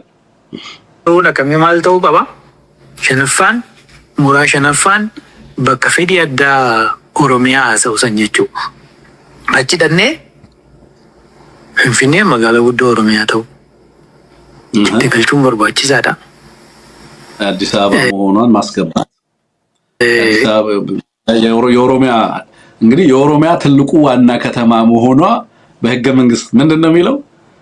አዲስ አበባ የኦሮሚያ ትልቋ ዋና ከተማ ነች የሚለው አንቀጽ ነው የሚካተተው ነው የሚለው። እሱ ነው የሚካተተው። በሌላ መንገድ የፌደራሉ ነች ትላለ፣ በሌላ መንገድ ደግሞ በዚህ ተወስዳለ። ከዛ በኋላ ካሽሚር ታደርገዋለ። ከዛ ሌጋል ስታተስ ትሰጠዋለ፣ ህጋዊ እውቅና ትሰጠዋለ። ህጋዊ እውቅና እየተሰጠው ነው። ከዚህ በፊት የነበረውን ዲፋክቶ ክሌም አሁን ወደ ዲጆር ክሌም ዲጆር ነው የምትሉት የህግ ባለሙያዎች ወደዛ ክሌም እያመጡ ሰው ህጋዊ እውቅና ይሰጠዋል። ከዛ ዲፋክቶ ነበር መጀመሪያ ክሌሙ። በታሪክ የኔ ነች ሲል የራሱን ታሪክ ነው የሚያቀርበው። ሌላው ኢትዮጵያ የተጀመረችው በሱ አስተሳሰብ የዛሬ 100 ዓመት እና 200 ዓመት ነው። ከዛ በፊት ኢትዮጵያ የለችም። ኦኬ ስለዚህ ከዛ በፊት ኢትዮጵያ በሌለችበት የኢትዮጵያን ታሪክ መከራከሪያ አድርጎ ማቅረብ አያስፈልግም ነው የኦህዴድ ታሪክ እይታ። እሱ ለሚፈልገው ዓላማ ነው ታሪክን የሚያመጣው። በቀደም አየነው እኮ ታሪክ ፊልተርድ ነው። እነሱ በሚፈልጉት መንገድ ለፖለቲካ ጥቅምና አገልግሎት ይውላል። ስለዚህ አዲስ አበባ ላይ ኖ ማተር ምን ያህል የህዝብ ቁጥር አለ ዳዝንት ማተር። የነሱ ህገ መንግስት ግን የሚሰራው ፎርሙላው በህዝብ ቁጥርና በቋንቋ ነው። ከዛስ እሱን ሻራ አሁን የመጀመሪያ ጊዜ ኢትዮጵያ በታሪክ ላይ ተመስርታ ህግ ታጸድቃለች ማለት ነው። ከነባራዊ ሪያሊቲ አፈንግጣ በማፍላጎት በኦህዴድ ፍላጎት። እሺ እነዚህን ሁለት ነገሮች ካካተተ በኋላ ደግሞ በጣም በብስጭት የሚናገረው ነገር አለ ማለት ያው ብዙ በብስጭት የሚናገረው ስል አንዳንድ የኦሮሞ ልሂቃን የሚሉት ነገር ምን ያህል በደንብ ያልተጠናበት እንደሆነ የሚናገረው ነገር አለ። እና ለምሳሌ ዋና ከተማው ከዚህ ይውጣ የሚሉ አሉ። እኛ ዋና ከተማውን አንፈልግም፣ እኛ የኦሮሚያ ትሁን አዲስ አበባ የሚለውን ነው የምንፈልገው እንጂ ከፈለጋችሁ ዋና ከተማውን ባህር ዳር አድርጉት፣ መቀሌ አድርጉት የሚሉ አሉ ይላል። ከዛ መዘንጋት የሌለብን እሱ እያለ ያለው ዋና ከተማውን መስሎኝ የምንፈልገው ይላል። ዋና ከተማው እኮ ገበያ ነው። ዋና ከተማው እኮ ሀብት ነው። ዋና ከተማው እኮ የዲፕሎማሲና የካልቸር ማዕከል እኮ ነው። ዋና ከተማው የቴክኖሎጂና የስልጣኔ ማዕከል እኮ ነው። ዋና ከተማው ላይ እኮ ነው ሆስፒታል ያለው። ዋና ከተማው ላይ እኮ ነው ቢሾፍቱ ኤርፖርት እየተገነባ ያለው። ዋና ከተማው ላይ እኮ ነው የሀገሪቱ ሜጋ ካምፓኒዎች ፋክተሪዎች ያሉት። ሌላው እኮ ትግራይና አማራ እኮ ምን አለው? ስለዚህ ዋና ከተማውን መውሰድ ኢትዮጵያን መውሰድ እኮ ነው። አትሳሳቱ ይላል እዚህ ላይ። የኢትዮጵያ ፖለቲከኞች ሀገራችን እንድትቀጥል ኢትዮጵያ አብራ እንድትቀጥል በብሔራዊ ምክክር ይላሉ። ለነሱ ፖለቲካ ሀገራችን እንድትቀጥል እያሉ ማልቀስ ነው። አክቹሊ ሀገሪቱ ውስጥ ምን እየሆነ ነው የሚለውን ነገር ለህዝብ ሊያሳዩ አይፈልጉም። ህዝብ ተነስቶ ራሱን እንዳይከላከል እንዳይታገል ሊያደርጉ ይሞክራሉ። ስንፍናን እየሰበኩ ሀገራችን እንድትቀጥል ምንድነው መቀጠል ማለት? አዲስ አበባ ውስጥ አንዱ የሀገር ባለቤት ሌላኛው በሀገሩ ባይተዋር የሚሆንበት ሂደት ሀገር መቀጠል ነው። ታሄደስ ሱዳን ላይ አትገነባም እንዴ? በዋና ባደክበትና በተወለድክበት ሀገር ላይ መጥቶ ሌላው ባለቤት የሚሆንበትን ሂደት ሀገር እንድትቀጥል እያልክ ትቀበላለህ እንዴ? ምን አይነት የድንቁርና የጥፋት ፖለቲካ ነው እንደዚህ አይነት ፖለቲካ? በምን አግባብ ነው በአንድ ሀገር ውስጥ ሁለት አይነት ማህበረሰብ የሚፈጠረው? ሜሪት ነው ሀገራትንና ከተማን የሜትሮፖሊታን ትልቁ ቲፒካል ካራክተሪስቲክሳቸው መገለጫቸው ሰዎች በጥረታቸው በልፋታቸው ነው የሚገነቡት፣ በላባቸው ነው የሚገነቡት። ንብረታቸው ህጋዊ ዋስትናና እውቅና ያሰጠዋል። አንድ ሰው አንድ ከተማ ላይ ከተወለደና ካደገ የከተማው የሀገሩ ባለቤት ነው። ይመርጣል፣ ይመረጣል። የሱ ፍቃድ ነው ሀገርን የሚመራው። ቤት ሀገር ነው ወደ ኋላ ተኬዶ በነብራኑ ጁሉ ለንጅሶ ከወለጋ መጥቶ ወይንም ሳምበዲ ከንትን መጥቶ የከተማው ባለቤት እኔ ነኝ አንተ የከተማው ባለቤት አይደለህም ብሎ ሀገርን ከህዝቦቿ የሚነጥቀው በየትኛው አግባብ ነው? ይሄ የሀገር ማስቀጠል ሂደት ነው? ይሄንን ነው ነገ እንትና ኢትዮጵያ ድል አደረገች ብለው የሚነግሩን ይሄንን ነው። እነ መስፍን አራያ ምክክሩ አለቀ ሊሉን ነው። እና አዶልፍ ኤክመን ይሄን ያደረጉት የኢትዮጵያ ትውልድ በነሱ ውሳኔ ዋጋ ሲከፍል ይኖራል። ይሄንን አደገኛ ክላውዝ እዚህ ህገ መንግስት ላይ የሚያካትቱት ከሆነ ኢትዮጵያ ዘመኗን ሙሉ ትደፋለች ነው፣ ዋጋ ትከፍላለች። ሶ ኤኒዌይ ስለ አዲስ አበባ ከተማነት እንዴት ኢኮኖሚካሊ አዋጭ እንደሆነች ትልቅ ማርኬት መሆኗን የሚናገርበትን እኔስ እንዳልጨመርኩት ሰው እንዲያውቅ ትንሽ ላሰማና ወደ ሌሎቹ ጉዳዮች ያልፋሉ። ፕሮግራም ሰብስክራይብ አድርጉ።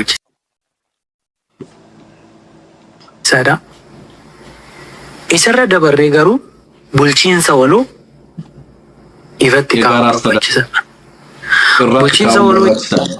የጋራ አስተዳደር ማለት ያው አዲስ አበባ ጋር ብዙ በድንበርም በምንም እንትን ስለሚል ኦሮሚያ የጋራ አስተዳደር የሚባል የለም። የሚስባው ጆይንት ኦነርሺፕ my friend አዲስ አበባ ኦኬ አዲስ አበባ ቤዚክሊ በህግ ከኢትዮጵያ ከተማነት ተገፋ። ከኢትዮጵያ ትገፈፋለች። በነገራችን ላይ የኢትዮጵያ ዋና ከተማ ነች ነው አይደል? እኛ የምንለው እነሱስ ኢትዮጵያ ውስጥ ኦሮሞ የለበትም እንዴ? በደንብ ነው ያለበት ኢትዮጵያ ውስጥ። እነሱ ግን ምንድነው የሚሉት? ኖ የኦሮሚያ ዋና ከተማ መሆኗ በህግ ይካተትልን። ኦኬ ሶ ምን ማለት ነው ይሄ ጥያቄ? ኢምፕሊኬሽን፣ ሌጋል ኢምፕሊኬሽን፣ ፖለቲካል ኢምፕሊኬሽን፣ ፊሎሶፊካል ኢምፕሊኬሽን፣ ሞራል ኢምፕሊኬሽን፣ ሂስቶሪካል ኢምፕሊኬሽን ምን ማለት ነው? ተንትናል። የኢትዮጵያ ህዝብ ተንትኖታል። ሊቃኑ ተንትነውታል። አረጋ ከበደ አሁን ሽሽ፣ መስፍን አራያ አሁን ሽሽ። ይሄ ሳይጸድቅ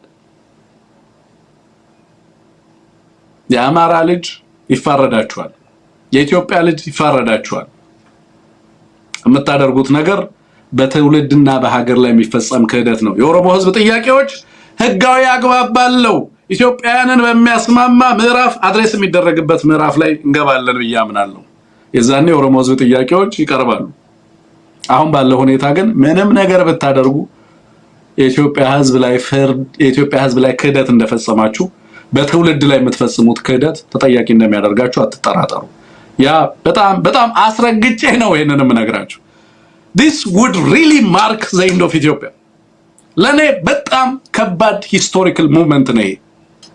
ይሄንን አድርገው ከወጡ ለኔ ኢትዮጵያ ቤዚክሊ እንደ ሀገር የመጣችበት ሂደት እና እንደ ሀገር የመጣችበት ሂደት ማብቂያ አድርጌ ነው የምወስደው።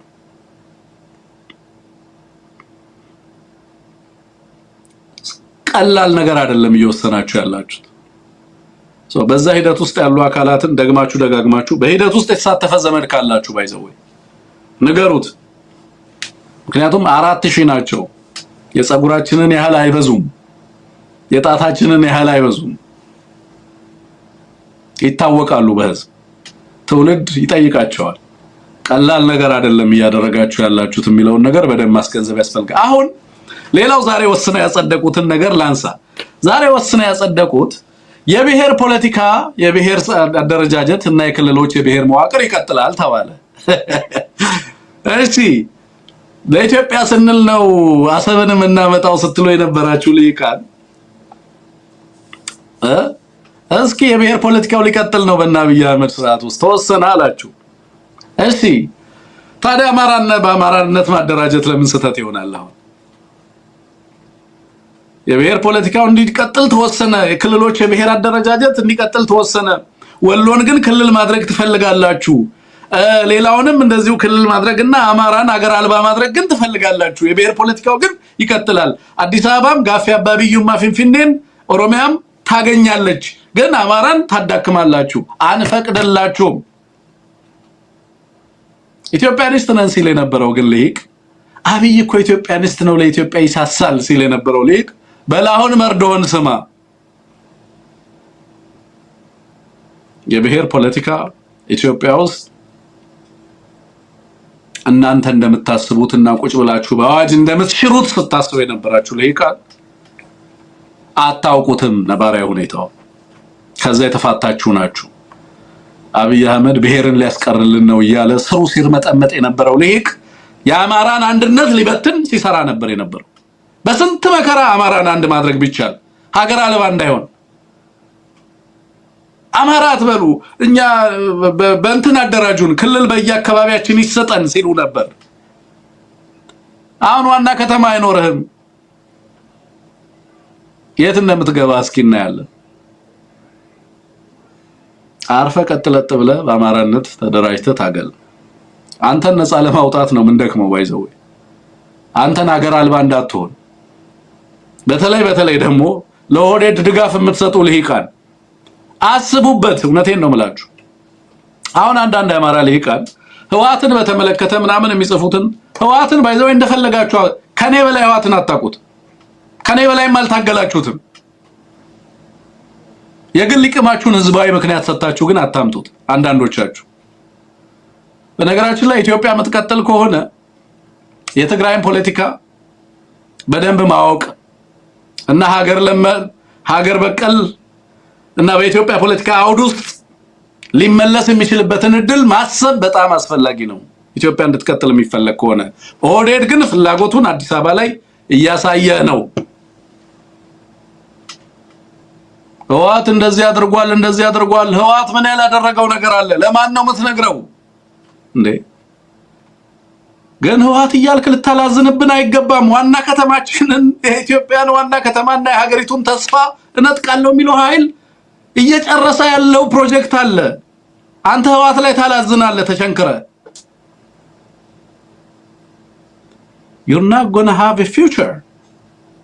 ሀገር አይኖርህም። የዚህን ቡድን ማንነት የዚህን ቡድን ዲኤንኤ ፖለቲካል ዲኤንኤ ካልተገነዘብክ ህወሓት በአማራ ላይ ስለሰራው እየመጣህ ብታላዝን ኦኬ ህወሓት በአማራ ላይ ያደረገውን ለየትኛው አማራ ልታስረዳ እንደምትሞክር አላውቅም። አንዳንዶቻችሁ እንደውም ከሀገር ከወጣችሁ ሰንበትበት ብላችኋል። ከህወሓት ጋር ያደግነው እኛ ነን። የፀጉራችንን ብዛት ያህል እናውቀዋለን ህወሓትን ማለቴ ለኛ ልታስረዱ አትሞክሩ ማለቴ ነው። ከአንዳንዶቻችሁ በላይ አልተፈተንም እንዴ? ከአንዳንዶቻችሁ በላይ ዋጋ አልከፈልንም እንዴ? ኢትዮጵያ መቀጠል ካለባት የምትጠላውን ኃይልም ቢሆን በኢትዮጵያ ፖለቲካ ውስጥ ተስፋ እንዲኖረው ማሳየት ያስፈልጋል። ፖለቲካ ከሆነ ማለት ነው።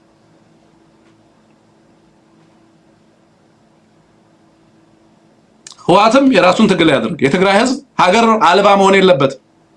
የትግራይ ህዝብ ልጆቹ ተሰደው በአረብ ሀገርና በአውሮፓ በተለያየ ቦታ ላይ ሀገር አልባ ሆኖ ያ ታሪካዊ የኢትዮጵያ ታላቅ የስልጣኔ መነሻ የሆነ ህዝብ ሀገር አልባ የሚሆንበት እድል ከፊቱ ተደቅኗል። የትግራይ ህዝብ ራሱን ለማዳን ከጥፋት ለማዳን ነው እየተፍጨረጨረ ያለው። በዚህ ሂደት ውስጥ የአማራ ህዝብ ተመሳሳይ ዕጣ ፈንታ ተደቅኖበታል። አብረው ይጥፉ ወይስ እርስ በርስ ይጠፋፉ? የእናንተ ሪኮመንዴሽን ተጠፋፉ ነው። ከትግራይ ጋር ተጨራረሱልን፣ በዚህም ተኩሱ። አንዳንዶቹ ምሁራኖቻችንማ በቃ እንዴት አይነት ድንቅ ፖለቲከኞች እንደሆኑ ይገርመኛል። በዚህም ተዋጉ። ኦኬ፣ ሁሉም ጋር መዋጋት አለበት አማራ። በእናንተ የፖለቲካ ሮድማፕ አማራ ተመርቶ ምን አይነት መከራን ሲያፍስ እንደኖረ እናውቃለን። አይረባ አደረጃጀት ለአማራ አልፈጠራችሁ። ከዚህ ጥቃት ህዝባችንን አልታደጋችሁ። ተሰብስባችሁ አንድ መድረክ ላይ የጋራ ሪዞሉሽን ባለ 10 ነጥብ አቋም መያዝ አትችሉ።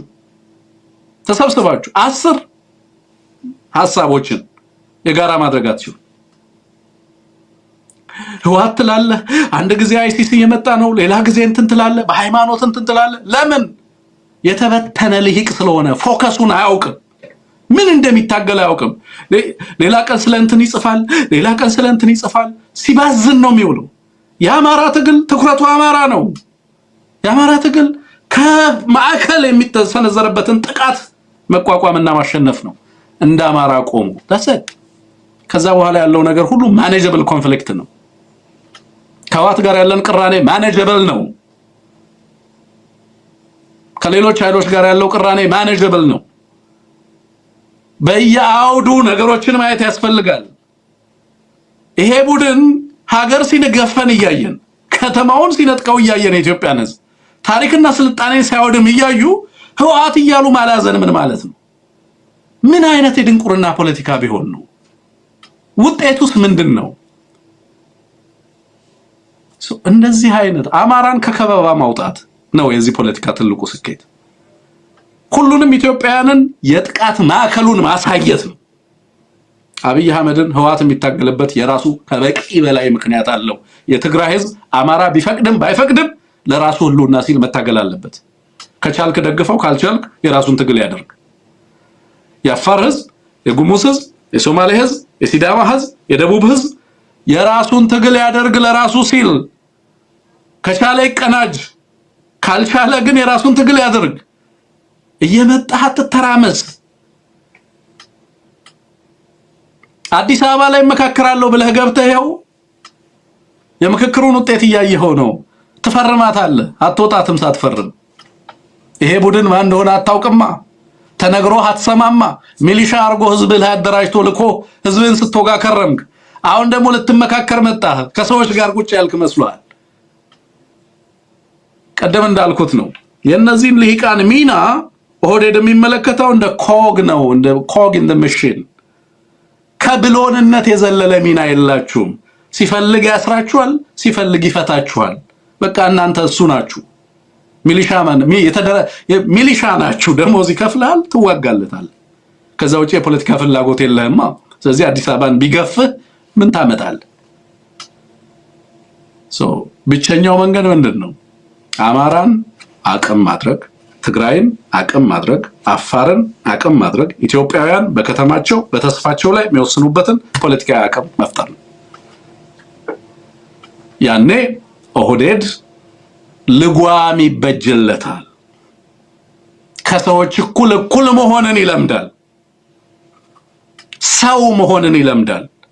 በሚዛን መቆምን፣ በህግ መቆምን ያምናል። ከኢትዮጵያውያን ትናንትን ገፍፌ እወስዳለሁ አይልም የዛኔ። ምክንያቱም ዜጎች ትናንታቸውን መጠበቅ ይችላሉ፣ አቅም ይፈጥራሉ። በዚህ እንግባባ አይደል? መልካም። ዋነኛው ርዕሰ ጉዳያችን ይሄ ነው። ሁለተኛ ርዕሰ ጉዳያችን ላይ እንለፍ። እሁድ ዕለት ፕሮግራም አለን። በነገራችን ላይ ኤቢሲ የድጋፍ ፕሮግራም እንደምትገኙ ጻፉልን፣ አሳውቁን።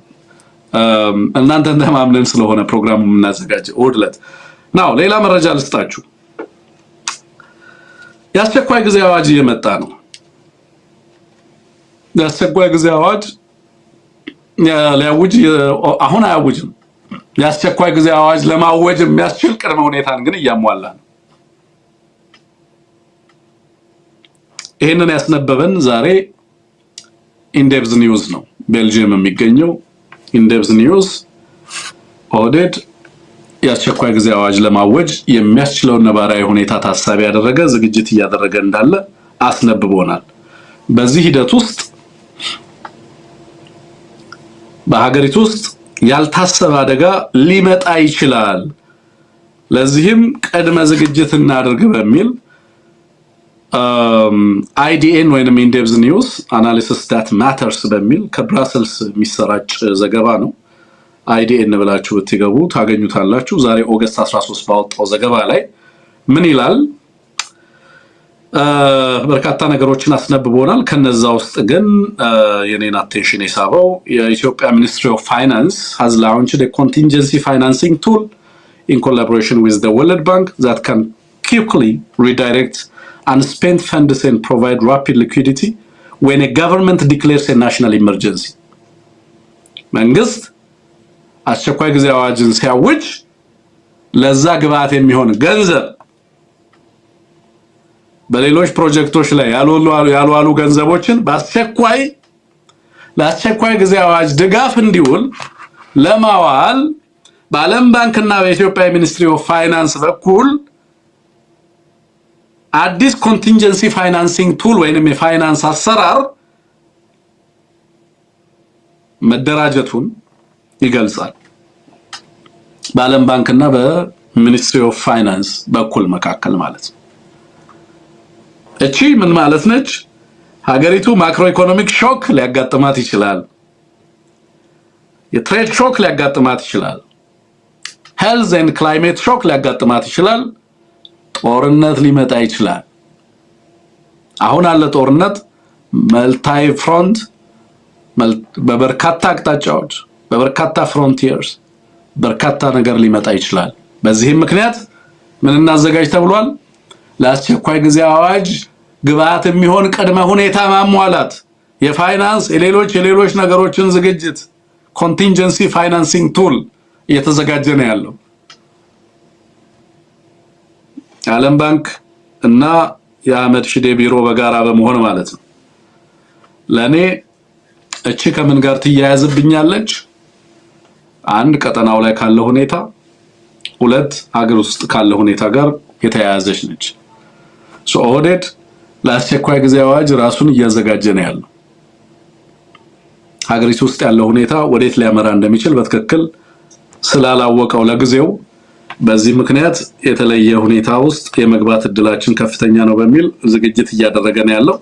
ሌላው ወደ ባለስልጣናቶቹን ብልጽግና ወደ አንድ ማዕከል ለማሰባሰብ ፍላጎት እንዳለው ሰምቻለሁ። አንድ የብልጽግና የመንግስት ባለስልጣን በአብይ አህመድ ካልተፈቀደለት በስተቀር ከሀገር ውስጥ መውጣት አይችልም። ፓስፖርታቸው ኮንፈስኬት ተደርጓል። አብዛኞቹ ሚኒስተሮች መውጣት አይችሉም። መውጣት የሚፈልጉ ሚኒስተሮች ግን እንዳሉ ማወቅ ይችላል። መሸሽ የሚፈልጉ ጀነራሎች እንዳሉ ቤት በአውሮፓ በአሜሪካ በተለያየ ቦታ ላይ መግዛት የሚፈልጉ የገዙም ጀነራሎች የገዙም ባለስልጣናት እንዳሉ በደንብ እየተሰማ ነው ያለው። ትናንትና ማዘዣ ጣቢያዎችን የማንቀሳቀስ ሁኔታ እንዳለ ተነግረናል። ዛሬ ደግሞ ሐላላ ኬላን ጨምሮ በተለያዩ ሪዞርቶች ውስጥ ሆነው ሚኒስተሮች እና ባለስልጣናቱ በአንድ ማዕከል ተጠርንፈው እንዲሰሩ ለማድረግ ከፍተኛ ፍላጎት ያለ መሆኑን እየተመለከትን ያለን። ይሄም ሌላኛው ያገዛዙ ስጋት መሆኑን በትክክል መመልከት ይቻላል። ይሄ ዞሮ ዓላማው ከምን ጋር የተገናኘ እንደሆነ በደንብ መገንዘብ ይቻላል ብዬ አስባለሁ። ሌሎች ጉዳዮችን ልንገራችሁ። በተመሳሳይ የዚህ ኤርትራ ጦር መሳሪያዎችን በተመለከተ አገዛዙ መነሻቸውን ከኤርትራ አድርገው በአዲግራት በኩል በርካታ ታንኮች ዙ 23ቶች እና መድፎችን ጨምሮ ከፍተኛ የሆነ ሜካናይዝድ ወደ መቀሌ ወደ ራያ እየተጓጓዘ እንዳለ የሚያሳይበትን መረጃ አውጥቷል። ዛሬ በስፋት የብልጽግና ሰዎች ሲነጋገሩበት የዋሉት ጉዳይ እንደሆነ ተመልክተናል። በሌላ በኩል የሱዳንን ጦርነት ሙሉ ለሙሉ ብልጽግና ተቀላቅሏል። ከብልጽግና የሚሰጥ ሽፋን ወታደራዊና የከባድ መሳሪያ ሽፋን ኩርሙክን መልሰው ለመያዝ ጥረት እያደረገ ነው ያለው አርኤስኤፍ በቀጥታ በነገራችን ላይ ከትናንት ወዲያ ነው ይሄን መረጃ አድማጭ ተመልካቾቻችን በተዘጋው ቻናላችን አድርሰን የነበረው እዛ ላይ ነገርናችሁ ነገር ምንድነው ብልጽግና በአስቸኳይ በዛ በኩል ጥቃት እንዲከፍት እና የሱዳንን አርሚ እንዲከፍል ትዕዛዝ ተሰጥቶታል። በማን በዩናይትድ አረብ ኤሚሬትስ። በዚህም ምክንያት በስፋት በዚህ አቅጣጫ ብልጽግና በኢትዮጵያ ስትራቴጂክ ቦታዎች በነገራችን ላይ ከህዳሴው ግድብ በጣም በቅርብ ርቀት ባሉ አካባቢዎች ቀጥታ ሱዳን ላይ የጦርነት እንዲከፍቱ አድርጓቸዋል። አርኤስኤፎች ወደ ሱዳን ከኢትዮጵያ ድንበር ተነስተው እንዲገቡ ለማድረግ ማለት ነው። እና ነገ ልክ አዲስ አበባ ጉዳይ ላይ ያስጠነቀቅኩ እንዳለሁት ኢትዮጵያ ላይ ነገ ድሮኖች በተለያየ መንገድ የኢትዮጵያ ስትራቴጂክ አሴቶች ላይ ጥቃት ቢሰነዝሩ በዋናነት የኢትዮጵያ ህዝብ ተጠያቂ ማድረግ ያለበት ይሄንን አገዛዝ ነው። ይሄ አገዛዝ በኢትዮጵያ ብሌን ነው እየተጫወተ ያለው፣ በአይን ብሌኗ ነው እየተጫወተ ያለው። የጎረቤት ሀገር ጦርነት ውስጥ፣ የድሮን ጦርነት ውስጥ፣ የሳይበር ጦርነት ውስጥ፣ ሌሎች ዲጂታል ዋርፌር ውስጥ እንዲገባ ሀገሪቱን ወደ ቀጠናዊ ጦርነት ይዞ እየተጓዘ ነው ይሄ አገዛዝ። እና ይሄ አገዛዝ ይዞ የሚመጣው መዓት በነ ብርሃኑ ጁላ ጭንቅላት የሚፈታ ከሆነ አብረን የምናየው ኢትዮጵያ ውስጥ አሁን ባሉ ጀነራሎች የሚመራ ከሆነ እንግዲህ አብረን የምናየው ነው። and of course ብልጽግና ራሱ እንደ ፓርቲ የሚቀጥል ከሆነ ማለት ነው። ብልጽግና እንደ ፖለቲካ ድርጅት ከባድ ፈተና ሊገጥመው የሚችልበት ምዕራፍ ነው እየተገባ ያለው። አዲስ አበባ ላይ ያለው ሁኔታን ስትመለከት በግልጽ ይነግርሃል። is this going to be the end of the country? የሀገሪቱ መጨረሻ ነው ወይስ አዲስ ሀገር የማዋለድ ጅማሬ ነው? በኢትዮጵያ ዋና ከተማ ላይ በሀገሪቱ ስም ላይ እከራከራለሁ ወይ ያለው ዲቤት አደርጋለሁ ብሎ ከመጣ አንድ ሰው is it going to be the end of ልክ እንደ ፍራንሲስ ፉኩያማን the end of history የሚለውን ቃል እንጠቀምና of course ኮንሰፕቱ የተለየ ቢሆንም የሀገር ታሪክ መጨረሻ እና የአዲስ ታሪክ ጅማሬ ተደርጎ ሊወሰድ ይገባዋል ወይስ ምንድነው የሚለውን ነገር በትክክል እንድናነሳ የሚያስገድድ ሁኔታ እንዳለ ግን በግልጽ ማንሳት ይገባል የሚለውን ነገር በዚህ አጋጣሚ ላንሳ። በእንደዚህ አይነት ቁማር እየተጫወተ ነው። ኮርዶፋን ላይ ሱዳን ኮርዶፋን ላይ ከባድ ውጊያ እየተደረገ በርካታ የአርኤስኤፍ ታጣቂዎች ከ31 በላይ ኮማንደሮች ከ200 በላይ ሰራዊት ከ250 በላይ ሰራዊት እየከዳነ ያሉ እጅ እየሰጠነ ያሉ ሃይ ፕሮፋይል ፊገሮች ለምሳሌ የካርቱም ገቨርነር የነበረው ፋሪስ አልኑር ኢብራሂም እንደዚሁ የአርኤስኤፍ ቁልፍ ሰዎች እጅ እየሰጡ ነው ያሉት። ከዚህ በፊት እጅ የሰጡ ሰዎችም አሉ። በነገራችን ላይ አሁን እጅ የሰጠው ሰሞኑን የሱዳን ኮርዶፋን ግዛት አስተዳዳሪ ሐመድ ካሊፋ የሚባል ግለሰብ እጅ ሰጥቷል። ዛሬ ወደ ሳውዲ መሄዱንም ሰምተናል። ከዛ ውጪ በቅርብ ጊዜ እንግዲህ እጅ የሰጡ የአርኤስኤፍ ቁልፍ ሰዎች የሚባሉት ፋሪስ አልኑር ኢብራሂም፣ ሜጀር ጀነራል አልኑር አህመድ አደም፣ ኮማንደር አሪራዝ ቃላ ወይንም ደግሞ ሳቫና ወይንም አልሳቫና የሚባለው ግለሰብ፣ ሌላው ቢሻራ አልሆዊራ የተባለ ግለሰብ፣ እነዚህ ሁሉ እጅ እየሰጡ ያሉ ናቸው። በኮርዶፋን በምዕራብ አቅጣጫ አጠቃላይ አርኤስኤፍ ያለው የበላይነት ተወስዶበታል። በብሉ ናይል በኩል ግን አክቲቭ የሆነ ጥቃት ሰንዝሯል። በኢትዮጵያ እየታገዘ በአብይ አህመድ እየታገዘ ምንድነው የሚሆነው? ምን አይነት ምላሽ ነው የሚሰጠው ለዚህ የሚለውን እንግዲህ በጊዜ ሂደት አብረን የምናየው ነው። ግን በአርኤስ በቀጥታ በዩናይትድ አረብ ኤሚሬትስ በቀጥታ ትዕዛዝ እና አብይ አህመድ ይሄንን ጦርነት በቀጥታ ተሳታፊ የሆኑበት ሁኔታ እንዳለ መረጃዎች እያሳዩ ነው ያሉት፣ እየሰማን ያለ ነው። በድጋሚ ለብልጽግናዎች የምላቸው ነገር እንደው ከጎረቤቶቻችን ከሩቅም ከቅርብም መማር አለመቻላችን በጣም ያሳዝናል። የኢትዮጵያን ሕዝብ ለከፋ እልቂትና አደጋ መዳረጋችሁ ሳይንስ በጎረቤት ሀገራት ውጥረት ውስጥና ጦርነት ውስጥ በዚህ ደረጃ ለመሳተፍ ያላችሁ ፍጋትና ትጋት በጣም ያስደንቀኛል። ግን ዋጋውን እንደው በቀላሉ ከፍላችሁ የምትጨርሱት አይመስለኝም። ምክንያቱም ከስቴት አክተሮች ጋር አሁን ከነን ስቴቶች ወጣችሁ ከስቴት አክተሮች ጋር ነው ውጊያ እየጀመራችሁ ያላችሁ። ቀጠናው ላይ በርካታ ትብብርና የተብብር ሁኔታ ነው እየተፈጠረባችሁ ያለው። ራሳችሁ በምታሳዩን ትንተና ላይ አንዳንዴ ኢንሰርክልመንት ውስጥ እንዳላችሁ በተደጋጋሚ ትናገራላችሁ። በእንደነዚህ አይነት አደጋ ውስጥ ከውስጥም ከውጭም ባለ አደጋ ውስጥ በእያንዳንዱ ተቋም ናሽናል ዳያሎግ ብላችሁ በጀመራችሁትም ጭምር የምትፈጥሯቸው ቀውሶች በሀገሪቱ በህዝቦቿና በቀጠናው ላይ ይዞ እየመጣው ነው ያለውን አደጋ ግን ትገነዘቡታላችሁ የሚል ጥያቄ እንድጠይቅ ያስገድደኛል ለማለት ነው። ሌላው አበሽጌ ላይ ጉራጌ ላይ ሰዎቹ ታውቀዋል አይደለም ይሄን ጥቃትና ግፍ የፈጸሙ ዛሬ በሰማሁት መረጃ መሰረት ጉራጌ ዞን ሴንትራል ዲስትሪክት ላይ ነው እና የዓለም አቀፍ ተቋማት ይዘውት ወጥቷል። በነገራችን ላይ ዘገባው በርካታ ዲፕሎማቶች ጋርም እንደደረሰ ዘገባው ተረድቻለሁ። የማዕከላዊ ጉራጌ ዞን ወይንም ሴንትራል ኢትዮጵያ ማዕከላዊ ኢትዮጵያ ዞን ላይ ነው ይሄ ክልል ላይ ነው ይሄ እየሆነ ያለው።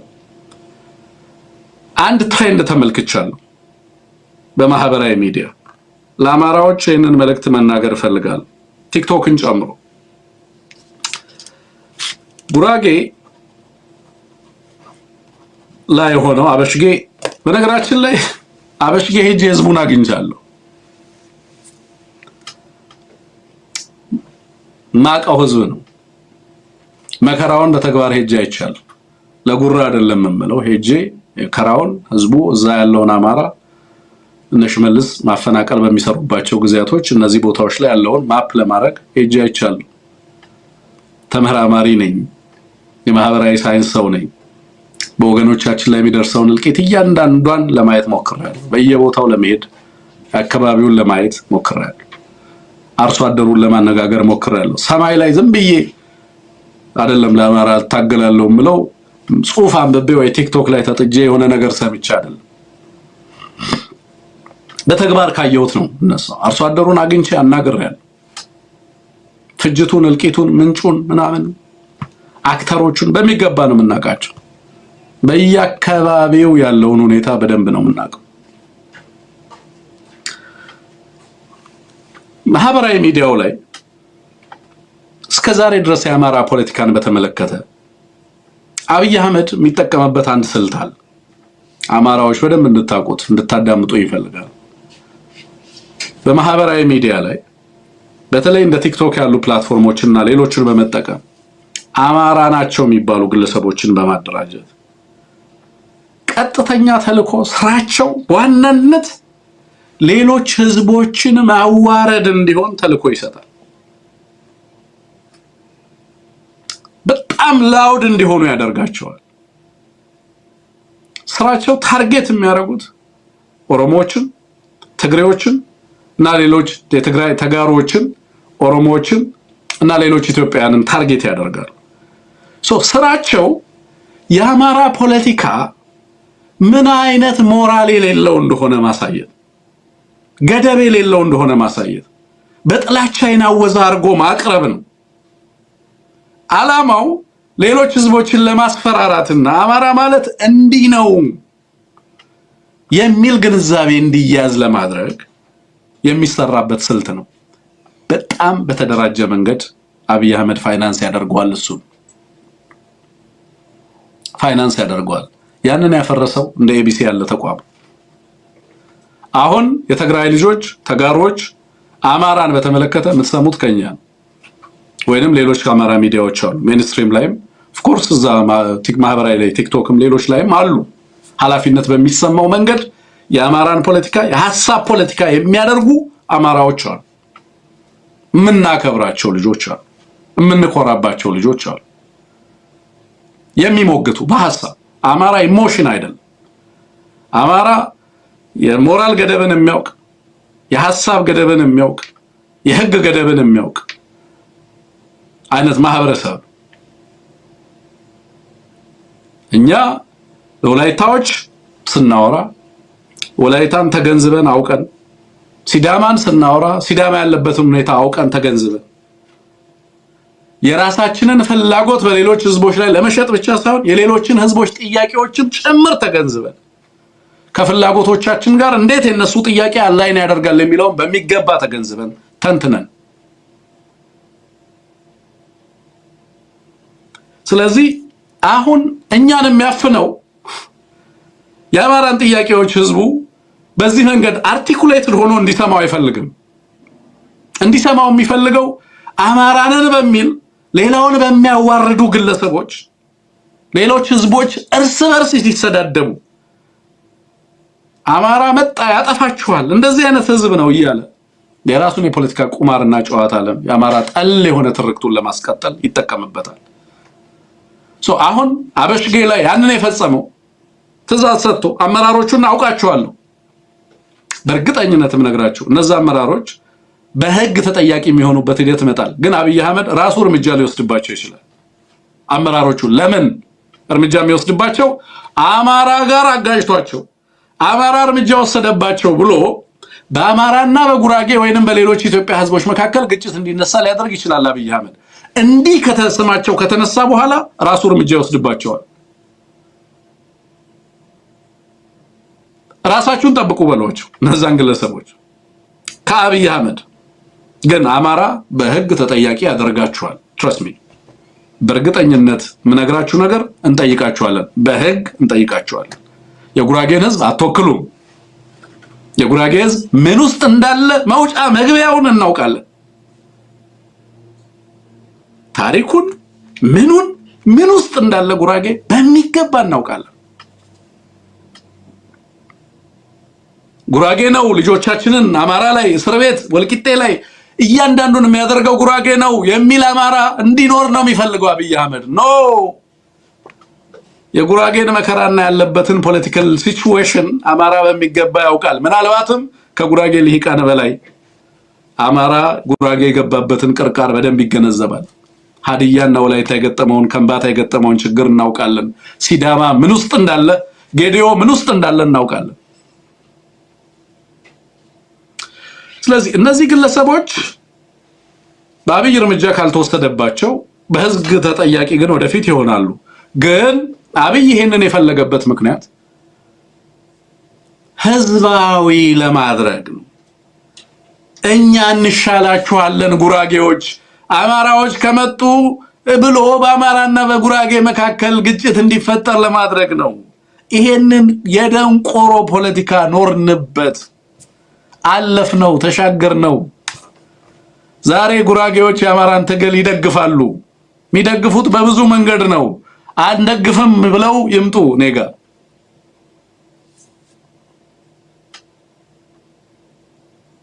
ወላይታ፣ ሀዲያ፣ ሲዳማ፣ ከምባታ ለራስ ስትል ለምትደግፈው የአማራን ትግል ታውቃለህ ምን ውስጥ እንዳለ። እኛም እናውቃለን ምን ውስጥ እንዳለ። የሌሎች ህዝቦችን ጥቃት የአማራ ትግል የራሱ ጥቃት ለምን መሰላችሁ? የሀዲያና የወላይታ ጥቃት አማራን የሚያመው የሲዳማ ጥቃት አማራ በአማራ ናሽናሊዝም ዋና ትኩረቱ የራሱ ስጋት የራሱን ጥቃት መከላከል ቢሆንም አማራ ፖለቲካው በኢትዮጵያ ሀገረ መንግስት ቀጣይነት ላይ መሰረት እንዲይዝ ያደረገ ነው። ስቴት ኮንቲኒቲ የአማራ የፖለቲካ ትግል ፓራማውንት ኢምፖርታንስ ይሰጣል። ሀገሪቱ ልትቀጥል ይገባል። የኢትዮጵያን የጋራ ፍቃድ በሀገራቸው ላይ በህዝቦች የጋራ ፍቃድ ሊወሰን ይገባል የሚል እምነት አለው። በዚህ ምክንያት የአማራ ቀጣይነት ያለ ሲዳማ ቀጣይነት ያለ ትግራይ ቀጣይነት ሊታሰብ አይችልም ማለት ነው። ስለዚህ የኛ ደህንነት ከሲዳማና ከወላይታ ደህንነት ተነጥሎ የማይታይበት አውድ ውስጥ ገብተናል። ስለዚህ ስለ ሲዳማ የሚያገባው አማራ ነው የመጣው። የአማራ ብሔርተኝነት የሌላውን ዕጣ ፈንታ አባንደን አላደረገም። ለዚህ እኮ ነው ድምጽ ምን ሆነው አብይ በጉራጌና በአማራ መካከል ማዕከላዊ ኢትዮጵያ ላይ ያሉ ህዝቦችና በአማራ መካከል ትብብር ከመጣ የሥርዓቴ መቃብር ይሆናል ብሎ ስለፈራ እነዛ አማራዎች በአደባባይ እንዲረሸኑ በነዛ ፖሊስና በፖሊስ አዛዦች እንዲረሸኑ ተደርገው በአማራና በጉራጌ ህዝብ መካከል ቅራኔን ፈጥራለሁ ብሎ ያንን ደግሞ ወደ ማህበራዊ ሚዲያ አምጥቶት የዘለፋ ፖለቲካ ላይ አድርጎ ይሞክራል። ኃላፊነት በሚሰማው መንገድ እንስራ። እነዚህ ልጆች ተጠያቂ እናደርጋቸዋለን። የጊዜ ጉዳይ ነው። ግን አብይ እርምጃ ወስዶባቸው አማራ አደረገው ሊል እንደሚችል ጉራጌዎች ደግሞ ማወቅ አለባችሁ።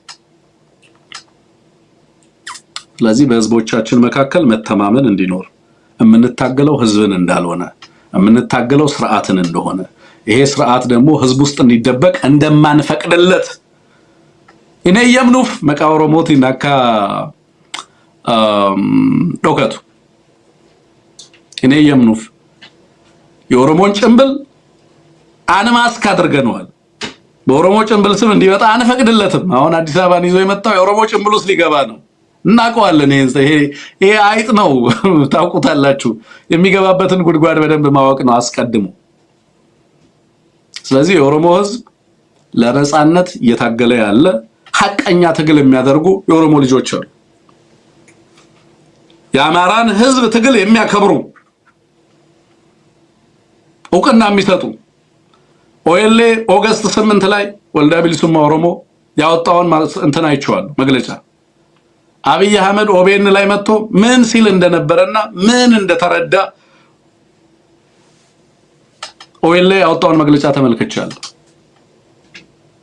የአማራን ህዝብ ማፈናቀል፣ የአማራን ህዝብ ቤት ለቤት እየሄዱ መግደል የኦሮሞ ፖለቲካ ጥያቄ ሊሆን አይችልም።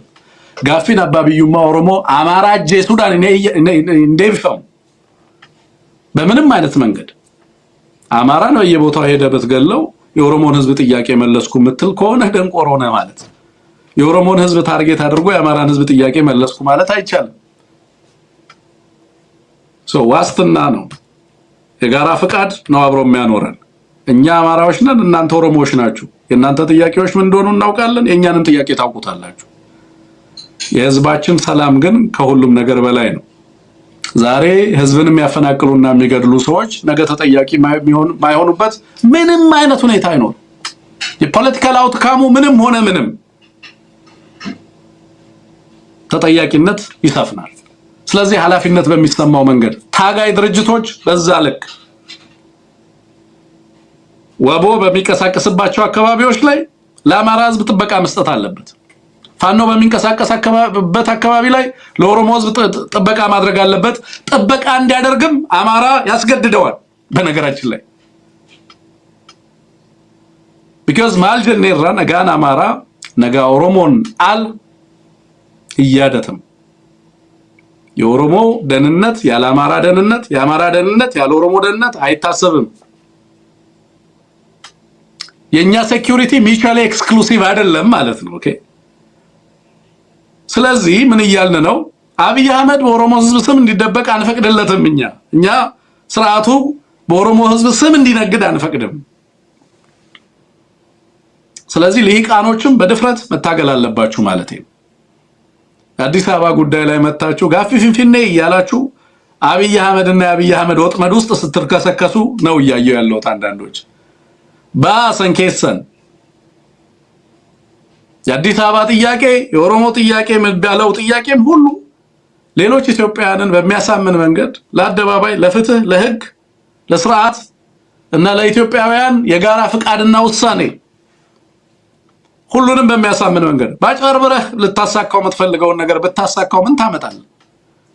በዛ ህግ ማንን ትመራዋለህ? አብይ አህመድ በሚያጸድቀው ህግ አውትካም ፖለቲካል አውትካም አብይን እንቃወማለን፣ ግን ደግሞ በአብይ የሚያልፉ ናሽናል ዲያሎጎችና አውትካሞችን እቀበላለሁ ካልክ በአብይ የሚፈጸመውንም ጄኖሳይድ አብረ መቀበል ይኖርባል። ኦኬ። የአብይን የናሽናል ዲያሎግ ውጤት እቀበላለሁ የሚል ሰው የአብይን የፖለቲካ ውድመት በአማራና በትግራይ ህዝብ ላይ የሚፈጽመውን እልቂት መቀበል ይኖርበታል። አብሮ የዛም አካል ነኝ ማለት ይኖርብሃል። ይሄንን ሂደት ከተቀበልክ ማለት ነው። ኢሌጂቲሜት ነው ካልክ ግን ሁሉም ነገር ኢሌጂቲሜት። አንቀበልም ካልክ አንቀበልም። እየታገለ ያለ የኦሮሞ ድርጅት አለ፣ ልሂቃን አሉ። ሂደቱን እና አግባብነቱን ጠብቆ የኦሮሞ ህዝብ ጥያቄ ሊፈታ የሚችልበትን ፖለቲካዊ አውድ ሁሉንም ኢትዮጵያዊ አሸናፊ ሊያደርግ በሚችል ፖለቲካዊ አውድ ውስጥ የሚታይበትን ሂደት ኤክስፕሎር ማድረግ ይቻላል። አብረን ህዝባችን እየታገለ ስላለ ከዛ ውጪ ግን በተጓዳኝ ሌላው ህዝብ በፍጅትና ጦርነት ውስጥ ባለበት አዲስ አበባ ላይ ቁጭ ብለህ የምትወስነው ውሳኔ ሌጂቲሜት ሆኖ ያ ገዢ ህግ ሆኖ የአማራን ህዝብ ሊገዛ ይችላል ብለህ ካሰብክ ተሳስተሃል። የሌላውን ኢትዮጵያ ህዝብ ሊገዛ ይችላል ካልክ ተሳስተሃል። that's why ነው illegitimate ነው፣ አንቀበለውም፣ አንኮንስቲቲዩሽናል ነው፣ ገቨርን አያደርገንም ይሄ ሂደት ብለናል እንደ ህዝብ። ስለዚህ እዛ ውስጥ ያለውን ብአዴን ልክ የአማራ ተሟጋች አድርጋችሁ ለኛ መልሳችሁ አትንገሩን ማለት ነው። ብአዴን ሚሊሻ እያደራጀ ህዝባችንን የሚወጋ ኃይል መሆኑን ታውቁታላችሁ ማለት ነው። በዚህ እንግባባ ለማለት ነው።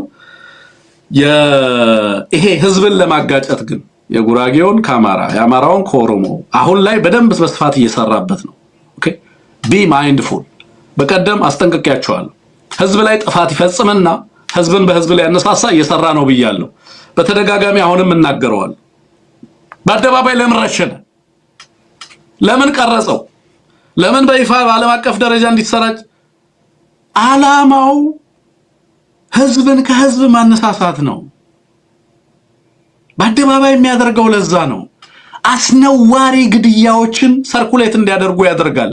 አታውቁም እንዴ?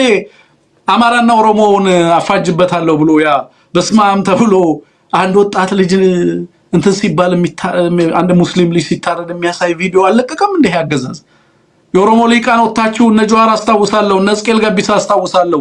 በዛ ላይ ስታወግዙ ይሄ ያገዛዙ የሰራው ነው ድራማ ነው ስትሉ ኦላ ሲያወግዘው አስታውሳለሁ።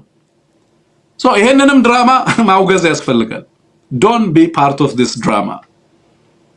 I thought you were politically አንዳንዶቻችሁ የአብይን ድራማ በደንብ የተረዳችሁ ይመስለኝ ነበር አብይን እንታገላለን ስትሉ or ምናልባትም እናንተ you are also part of the drama.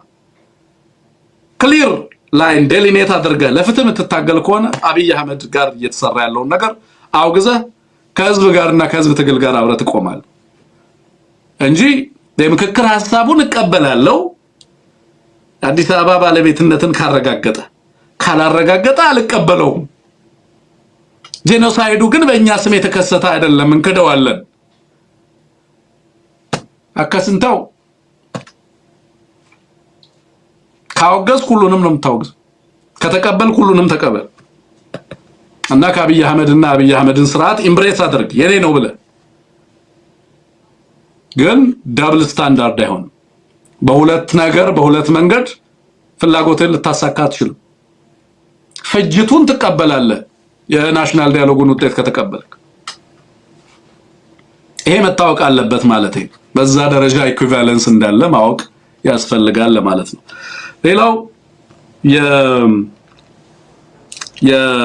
አይ ቲንክ አዛዦቹን ነግሬያቸዋለሁ። የዚህ ከሱዳን ጋር ተያይዞ በሱዳን በሳውዝ ኮርዶፋን በተለይ በዚህ በምዕራብ ምናምን ያለውን ነገር አንስቼላችኋለሁ። ግን ምን እያደረጉ ነው? ሳውዝ ሱዳን ጆይንት ፖለቲካል ኤንድ ሴኩሪቲ ሜካኒዝም አላቸው። ጂፒኤስኤም የሚባል በሳውዝ ሱዳን እና በሱዳን መካከል ከ2012 ጀምሮ የነበረ የጋራ ሜካኒዝም ነበራቸው ሱዳን እና ሳውዝ ሱዳን። ናው ሳውዝ ሱዳን እና አብይ አህመድ በሚፈልጉት መንገድ እየሄደች አይደለም። because you know somehow dependent ነው። የሳውዝ ሱዳን ኦይል በፖርት ሱዳን ነው የሚያልፈው። በርካታ ኢንትረስት አለው ሱዳን ላይ። ጠንካራ ስቴት አይደለም፣ ውስጡ ፍራጃይል ነው። በሚፈልገው መንገድ ሳውዝ ሱዳን አብይ አህመድን ሊጠቅመው አልቻለም እና ጦርነቱ እንዲሰነዘር የፈለገው ከደቡብ ሱዳን ነበር ወደ ሱዳን። ሱዳኖች ይሄንን አከሸፉበት። አብይ ይሄ ሲከሽፍበት በራሱ ጦርነቱን እጁን አጣጥፎ ጦርነት ውስጥ ገብቶበታል። የሱዳን ጦርነት ላይ ማለት ነው። ሳውዝ ሱዳን ስትቀነስ ዛሬ ባጫ ደበሌ ትናንትና ይመስለኛል ከኬንያ ዲፌንስ የመከላከያ ሰዎች ጋር እንዲገናኝ ተደርጓል። ጆይንት ዲፌንስ አግሪመንት ሊሉት ይፈልጋሉ። ከኬንያ ጋር በተለያየ ጊዜ በድንበር አካባቢ ባሉ አንዳንድ ጉዳዮች ዙሪያ ትብብር እናድርግ ማለትና በጊዜ ሂደት ነው ኬንያን የስምምነትና የትብብሩ አካል ለማድረግ ፍላጎት አላቸው ኦህዴዶች። እነሱ ያቦኩትን ጦርነት ኬንያዎች መጥተው እንዲዋጉላቸው ማለት ነው። ኦህዴድ ሱዳን ደቡብ ሱዳን ወዳጅ አልባ አደረገችው። ጅቡቲ ኦሬዲ በሳውዲ በኩል በሚመሩ ትብብሮችና የትብብር ማዕቀፎች አካል ነች። ሌሎቹ የቱርክ ማዕቀፍ አካል ናቸው። ኬንያ እንዴት አድርጎ ሊያግዘው እንደሚችል ኦህዴድ ግን እየመሸበት ነው። ክሊርሊ እየመሸበት ነው። ይዞም ናድርሶ በአገር ላይ የሚያደርሰው ጥፋት ቀላል ላይሆን ይችላል። ሌላው አርበኛ አስረስ የዛሬ ፋኖን በተመለከተ አላነሳው። የአርበኛ አስረስ ምርጥ ቃለ መጠይቅ አድርጓል። ሰው አድንቄ አላውቅም አይደል እኔ አመራሮቻችንን ምናምን ብዙ አላደንቅም አይን ውስጥ እንዳይገቡ እኮ ነው በነገራችን ላይ አይን ውስጥ እንዳይገቡ ብቻ ሳይሆን ያው ችግር አለ አይደለም በቀንነት ወንድሞቻችን ለሚያደርጉት ለሚሰጡት ሊደርሺፕ ለምናደርገው ነገር በጣም ብዙ ችግር አለብን አይደል ነው ተጠናውቶን የነበረ ከመጤ አካባቢነት ምናምን ስሜት አለ አይደል መከታውን ባደንቀው የሆነ ነገር ይባላል የሆነውን ባደንቀው እኚህ ልጆች አማራዎች ናቸው ባይዘው እና አማራነት ባይዘው ነፃነት ነው ኦኬ አብይ አህመድ የኦሮሞ ልሂቃንን መጥቶ ምን አላቸው ትዝ ይላችኋል ኦሮሞን ሰሙን ቢልሶሜ አለ አብይ አህመድ ኦሮሞን ሰሙን ቢልሶሜ ሰሙ ሳቱ ቢልሶሜ አለ ኦሮሞ አምሮ ነው ነፃ ያወጣው አብይ በምን መንገድ ኦሮሞን ኢማንሲፔት እንዳደረገ አውርቶ ሊሆን ይችላል እኔ ኦሮሞ ነፃ ወጥቷል የማስበው ኦሮሞ ሲሆን ነው ለራሱ ጥቅም መታገል ሲጀምር ነው አማራ ለኔ አማራ ነፃ ወጣምለው አማራ ሲሆን ነው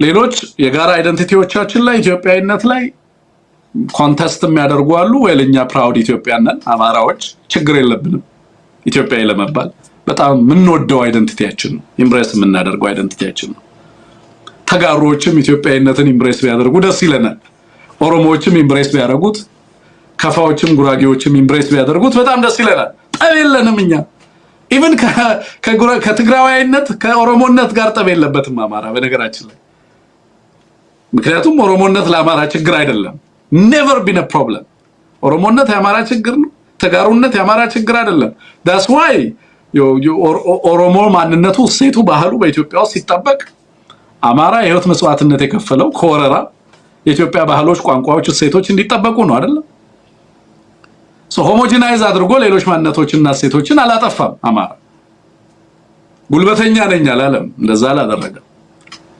ጉራጌው ጋሞው ከፋው ኑዌሩም አኝዋኩም ተጋሩም ሴቱ በኢትዮጵያ ውስጥ የሚበለጽግበት ሁኔታ ቢኖር ታሰብ የጋራ አይደንቲቲ ነው እንደውም የፈጠረው እንደውም አማራ ከሌላው ለየት የሚያደርገው እኮ የራሱን አይደንቲቲ አባንደን አረጋና ግራጁዌት አርጎ ኢትዮጵያዊ ነኛል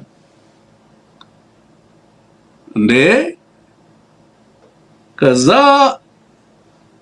አንተ ብቻህን ኢትዮጵያዊ ልትሆን ከሆነ ሁንኛ ኢትዮጵያዊ ብቻ አይደለንም እኛ ወላይታም ተጋሩም ነን ሲሉ እኔም አማራ ነኝ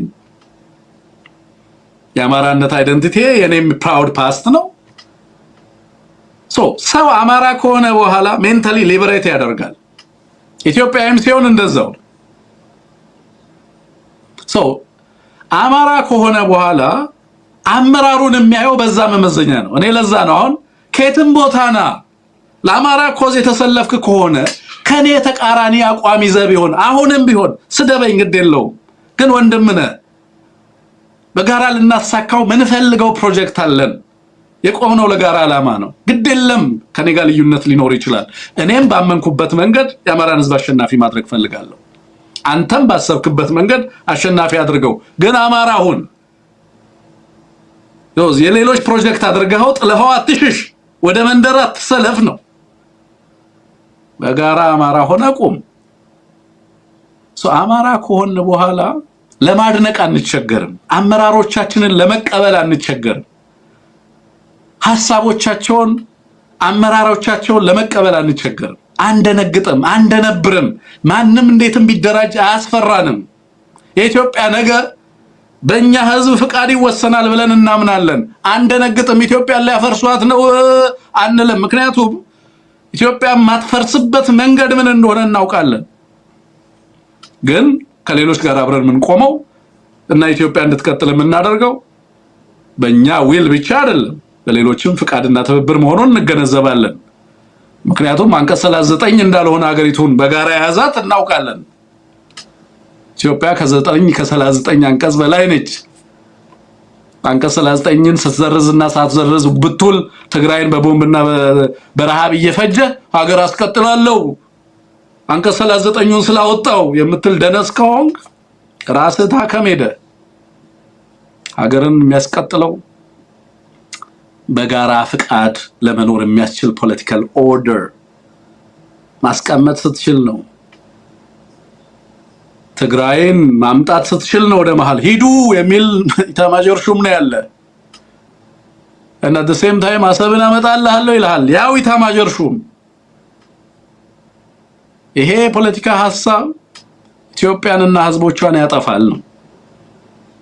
ስለዚህ የጋራ ፍቃድ ህዝቦቻችን ዜጎቻችን በጋራ የጋራ ነጻ ፍቃድ ኖሯቸው በሀገራቸው በእኩልነት የሚተዳደሩበትን የፖለቲካ ሐሳብ ምን ተልም ከሆነ የማንፈልጋቸው ኃይሎችን ለማዳመጥ መገደድ ይጠይቃል። እና ለዛ ነው የሌሎችን ማንነት የሌሎችን ትግል በዛው ልክ እናከብራለን፣ የኛም ትግል በዛው ልክ እንዲደመጥ እንሰራለን። አማራን እንዲያዳምጡ ለአማራ የተሰጠው ስም አማራና ባህሪውን አይመስልም። የስቴት ናሬቲቭ ነው፣ ጸረ አማራዊ ትርክት ነው። ያንን ትርክት ማስፈታት አለብን። ፖለቲካችን ከሌሎች ጋር በሚፈጥረው ውል በዜጎች መካከል መተማመንን እየፈጠርን ጸረ አማራዊ ትርክትንም በዛው እያስፈታን ዲሳርም እያደረግን ሌሎችም አማራን በተመለከተና ከአማራ ይጣቅጣብናል የሚሉትንም ትርክት በዛው ልክ እያቃናን መሰረቱን እንዲይዝ በማድረግ ነው ሀገርን የምታስቀጥለው። አመራሮቻችንን በተመለከተ ስለ አመራሮቻችን ስናገር እኔ አውሽ ሌላ ብሔረሰብ ሆነ ስለ አማራ ሊቃንና ስለ አማራ ሊደርሺፕ ብትናገር ቀላል ይሆናል ለአማራው ከመናገር ይልቅ ማለት ነው። ግን አስረስ እና የዚህ ዘመን ትውልድ ካፈራቸው እጅግ የሚገርሙን አመራሮች መካከል የሚመደቡ ናቸው እነዚህ ልጆች። በጣም ኦህዴድ ሲደራርብ የሚውለውን ትርክት በአንድ ቃል መጠየቅ ብትንትኑን አውጥቶት ነው የሚመለሰው። አፋጀናቸው ያለውን ነገር መጥቶ አቃንቶ መስመር አስይዞ በዘርፍ ዘርፉ መድቦ ህዝባችን በሚረዳ በሚገባ መንገድ አስረድቶ ሞግቶ ይመለሳል። ድካሙን ሳይ በእውነት ያሳዝነኛል። እንዴት ለመታመን እንዴት ራሱን መስጠቱ ሳያንስ አመራሮቹ ሁሉም ማለት ነው ሲመጡ ሚዲያ ላይ ትሁትነታቸው ለመጠየቅ ያላቸው ኃላፊነትን ለመውሰድ ያላቸው ዝግጁነት ለመጠየቅ ያላቸው ሬዲነስ ለህዝባቸው ለመታመን ህይወታቸውን መስጠታቸው በቂ ያልሆነ ብሎ በየለቱ በሚዲያ ተገኝተው ተጠያቂ ይባላሉ። ተጠያቂ በዚህ ጉዳይ ላይ ተጠያቂ ይቀርብባቸዋል እና በየጊዜው እየመጣ ህዝባችንን ያስታውሳል። ዛሬም በርካታ ነገሮችን ያነሳበትን ቃለ መጠየቅ አድርጎ ነው የተመለሰው ከጋዜጠኛ መሳይ ጋር። ከቻላችሁ እሱን ቃለ መጠየቅም ስሙት በዚህ አጋጣሚ ለማለት ነው። ፕሮግራሙን ምናልባት በኋላ ላይ ጊዜ ካገኘው የሙሉ ቃለ መጠይቁን አንድምታ ወደ እናንተ ለማድረስ እሞክራለሁ። ከዛ ውጪ እንግዲህ መልካም የትግል ጊዜ ይሁንልን። እሁድ ዕለት እንዳልኳችሁ እንዳትረሱ የኤቢሲ ፈንድሬዘር አለን። በቻላችሁ ታቅም ኦኬ ተገኝታችሁ በስልክ እየደወላችሁ በተለያየ መንገድ ያው በቀጥታ ላይቭ እናስተላልፈዋለን በኤቢሲ በአንከር በሌሎች ሚዲያ በበርካታ ሚዲያዎች። እዛ ላይ ተገኝታችሁ የምትችሉትን ተቋማችንን አግዙ። ይሄ ተቋም ለህዝብ ራሱን እንዲሰጥ ይበልጥ አቅም እንዲፈጥር ማንንም እንዳያፍነው እናደርግ። ትልቅ አቅም እንፍጠር። ተጽዕኖአችን በዛ ልክ ስለሚያደግ ብዬ ስለማምን ነውና ይሄን እንድናደርግ እንደምታግዙን ተስፋ እናደርጋለን።